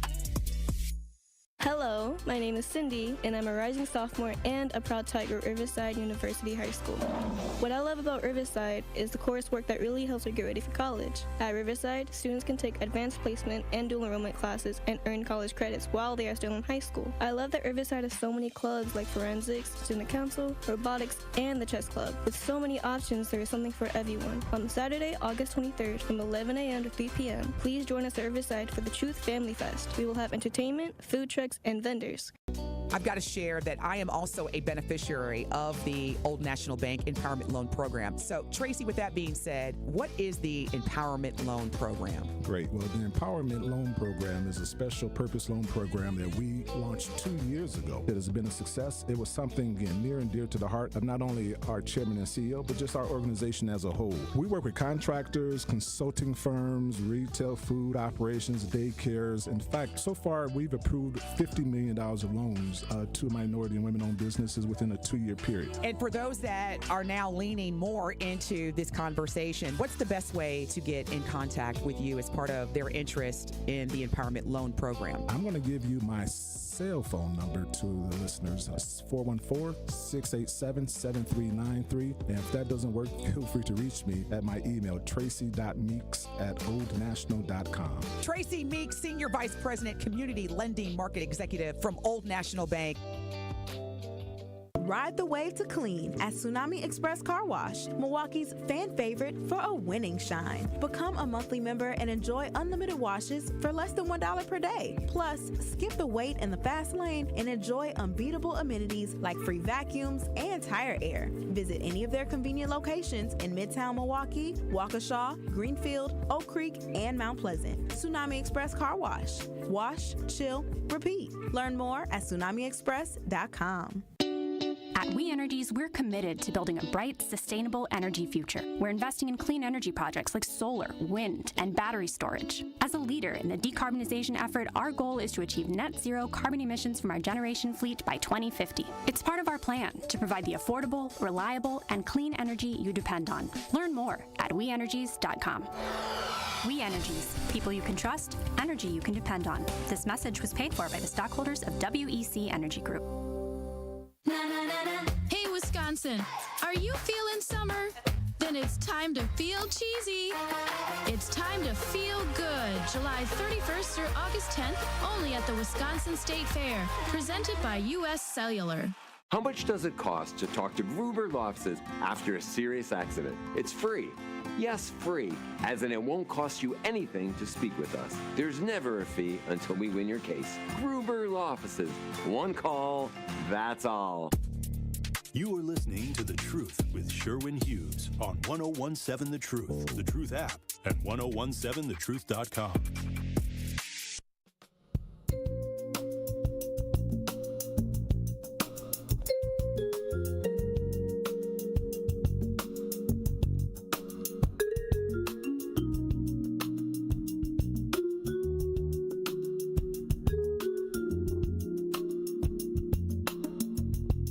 I knew I would guess eventually. I'd had to guess which MPS school Ricky went to. I got it though eventually. Marshall, right? We actually used to play Marshall. Madison you went to. Madison, not Marshall. What's the difference? It's a big difference. Not really. Just like it's a big difference with Brown Deer in Madison and Marshall. Now that's the big difference, sir. All right. I got something else for y'all. Ricky, when you were in high school, did they have the driver's ed? Could you take it, driver's ed? It might have been removed by the time you started. No, we didn't have driver's ed. We didn't have a radio station. We didn't have nothing but special extracurricular activities, which was like sports and stuff like that. Okay. About to say, did you have special ed, Ricky? I did. I know you did. I know. I said I did. All right. You used to go to school with kids that wore helmets? Yep, me and Ben. Is that a problem? No, it's not. I'm just feeding into your BS, right? Everybody else does too. Might as well. When driver's education is removed from majority African American high schools, so they didn't just remove driver's ed from MPS; they did it nationwide. I didn't know that. I thought it was just an MPS thing because they justified it by saying, well, we need the children to be focused on testing and reading and mathematics. We don't have the money for the investment that it takes for driver's education. And driver's ed, actually, they took it out of Brown Deer, too. I had to get private driver's lessons, which was fun. Let me tell you why it was fun. Because, us Brown Deer kids, we were like the blue-collar kids of the North Shore. So we went to driver's ed in the Brownport Shopping Center on East Brown Deer Road. So it was us Brown Deer kids, and we all sat together in driver's ed. And then it was Nicolay kids. And we used to bully Nicolay kids. And they outnumbered us like 5-1 in our driver's ed classes. But they're easy to bully. I don't know what it is about Nicolay kids that we ran driver's ed. Let me get back on point. When driver's education is removed from majority African American high schools, the consequences for black communities are significant and multi-layered, affecting both socioeconomic mobility and criminal justice outcomes. Limited access to employment opportunities, driver's licenses are often a prerequisite for many jobs, especially those outside of the immediate neighborhoods or in areas with poor public transit. Without access to driver's ed, black students are less likely to obtain licenses as teens, which delays or blocks access to jobs, internships, and higher education opportunities that require reliable transportation. 2, increased financial burden. Private driving schools are expensive. Families in under-resourced communities may not be able to afford these costs, further widening the gap between those who can and cannot drive. This perpetuates cycles of poverty by limiting access to better-paying jobs and economic mobility. I'm not done. Number 3, social isolation and reduced civic participation. Lack of transportation limits participation in extracurricular activities, community events, and civic engagement. This can reduce social capital and the ability to build networks that are crucial for personal and professional growth. Criminal justice impact. There's an increased risk of criminalization. Without formal driver's education, young people may be more likely to drive without a license or proper training. This increases the risk of traffic stops, fines, and citations. In many jurisdictions, driving without a license is a criminal offense, leading to court involvement, fines, and sometimes jail. 2, disproportionate policing and fines. Black drivers are already disproportionately stopped by police. Lack of a driver's license or insurance, often a result of not having access to driver's ed, can escalate routine stops into arrests or more serious charges. This feeds into the cycle of criminalization and can have long-term consequences, including criminal records and loss of employment opportunities. 3, generational impact. When young people in black communities are criminalized for their driving offenses, it can have a ripple effect on families and neighborhoods, reinforcing distrust of law enforcement and the justice system and perpetuating cycles of disadvantage. Removing driver's education from majority African American high schools in America is not just an educational issue, it is a structural barrier that deepens socioeconomic inequality and increases exposure to the criminal justice system. It limits mobility, it limits opportunity and safety while increasing the risk of criminalization for routine activities that are taken for granted in more affluent or majority white communities. This policy decision compounds existing inequalities and has long-lasting negative effects on black communities. So today, talked about the statistics in which black children are double digits much more likely to die by a gun.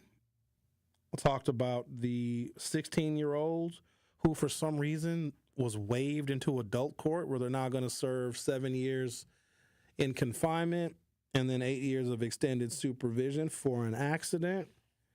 Talked about the 2 14-year-olds, a boy and a girl, that were charged with the shooting death of a 13-year-old. At the same time, the recalcitrance of the Republican Party to even mention, let alone work with Democrats in creating and crafting policy that can help save the lives of some black children.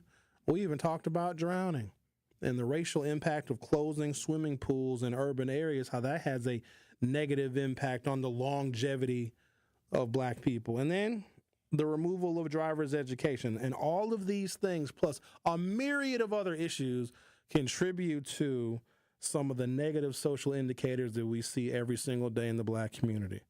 Thank you for listening. Have a great day. Milwaukee, it's time to turn the TV off and turn your speakers up so you can hear what the future leaders of the world have to say. Truth Nation, I'm proud to present the 8 Block, powered by City on the Hill and 101.7 The Truth, hosted by me, your boy, Ben Jammin. Every other Saturday at 9 a.m., 8 Milwaukee teens will share stories and laughs that will speak truth to what matters most in their lives. I'm here to discover different levels about myself. I'm really here to get my name out there and have a different perspective on life. So tap in every other Saturday at 9 a.m. Truth Nation, welcome to the 8 Block. Truth Nation, are you looking for a fun opportunity to showcase your clothing line, restaurant, nonprofit organization, food truck, or small business? Well, look no further than doing it at our Truth Family Fest on Saturday, August 23rd from 11 a.m. to 3 p.m. at Riverside University High School. We are currently accepting vendor applications for our festival, and you don't want to miss out on this great opportunity to promote your business and be part of all the fun. To be a vendor at Truth Family Fest, visit truthfamilyfest.com and sign up today. Carrie, where's Tori Lowe and Dr. Ken at? I'm trying to knock these commercials out. How am I supposed to know, Sherwin? Well, I'm about to do their parts because my impressions are on point anyway. This is Dr. Ken Harris from Truth in the Afternoon, and I want you to download the Truth app in the Google Play Store and Apple Store so you can never miss my show or any of the award-winning 1017 The Truth. Really, Kyle?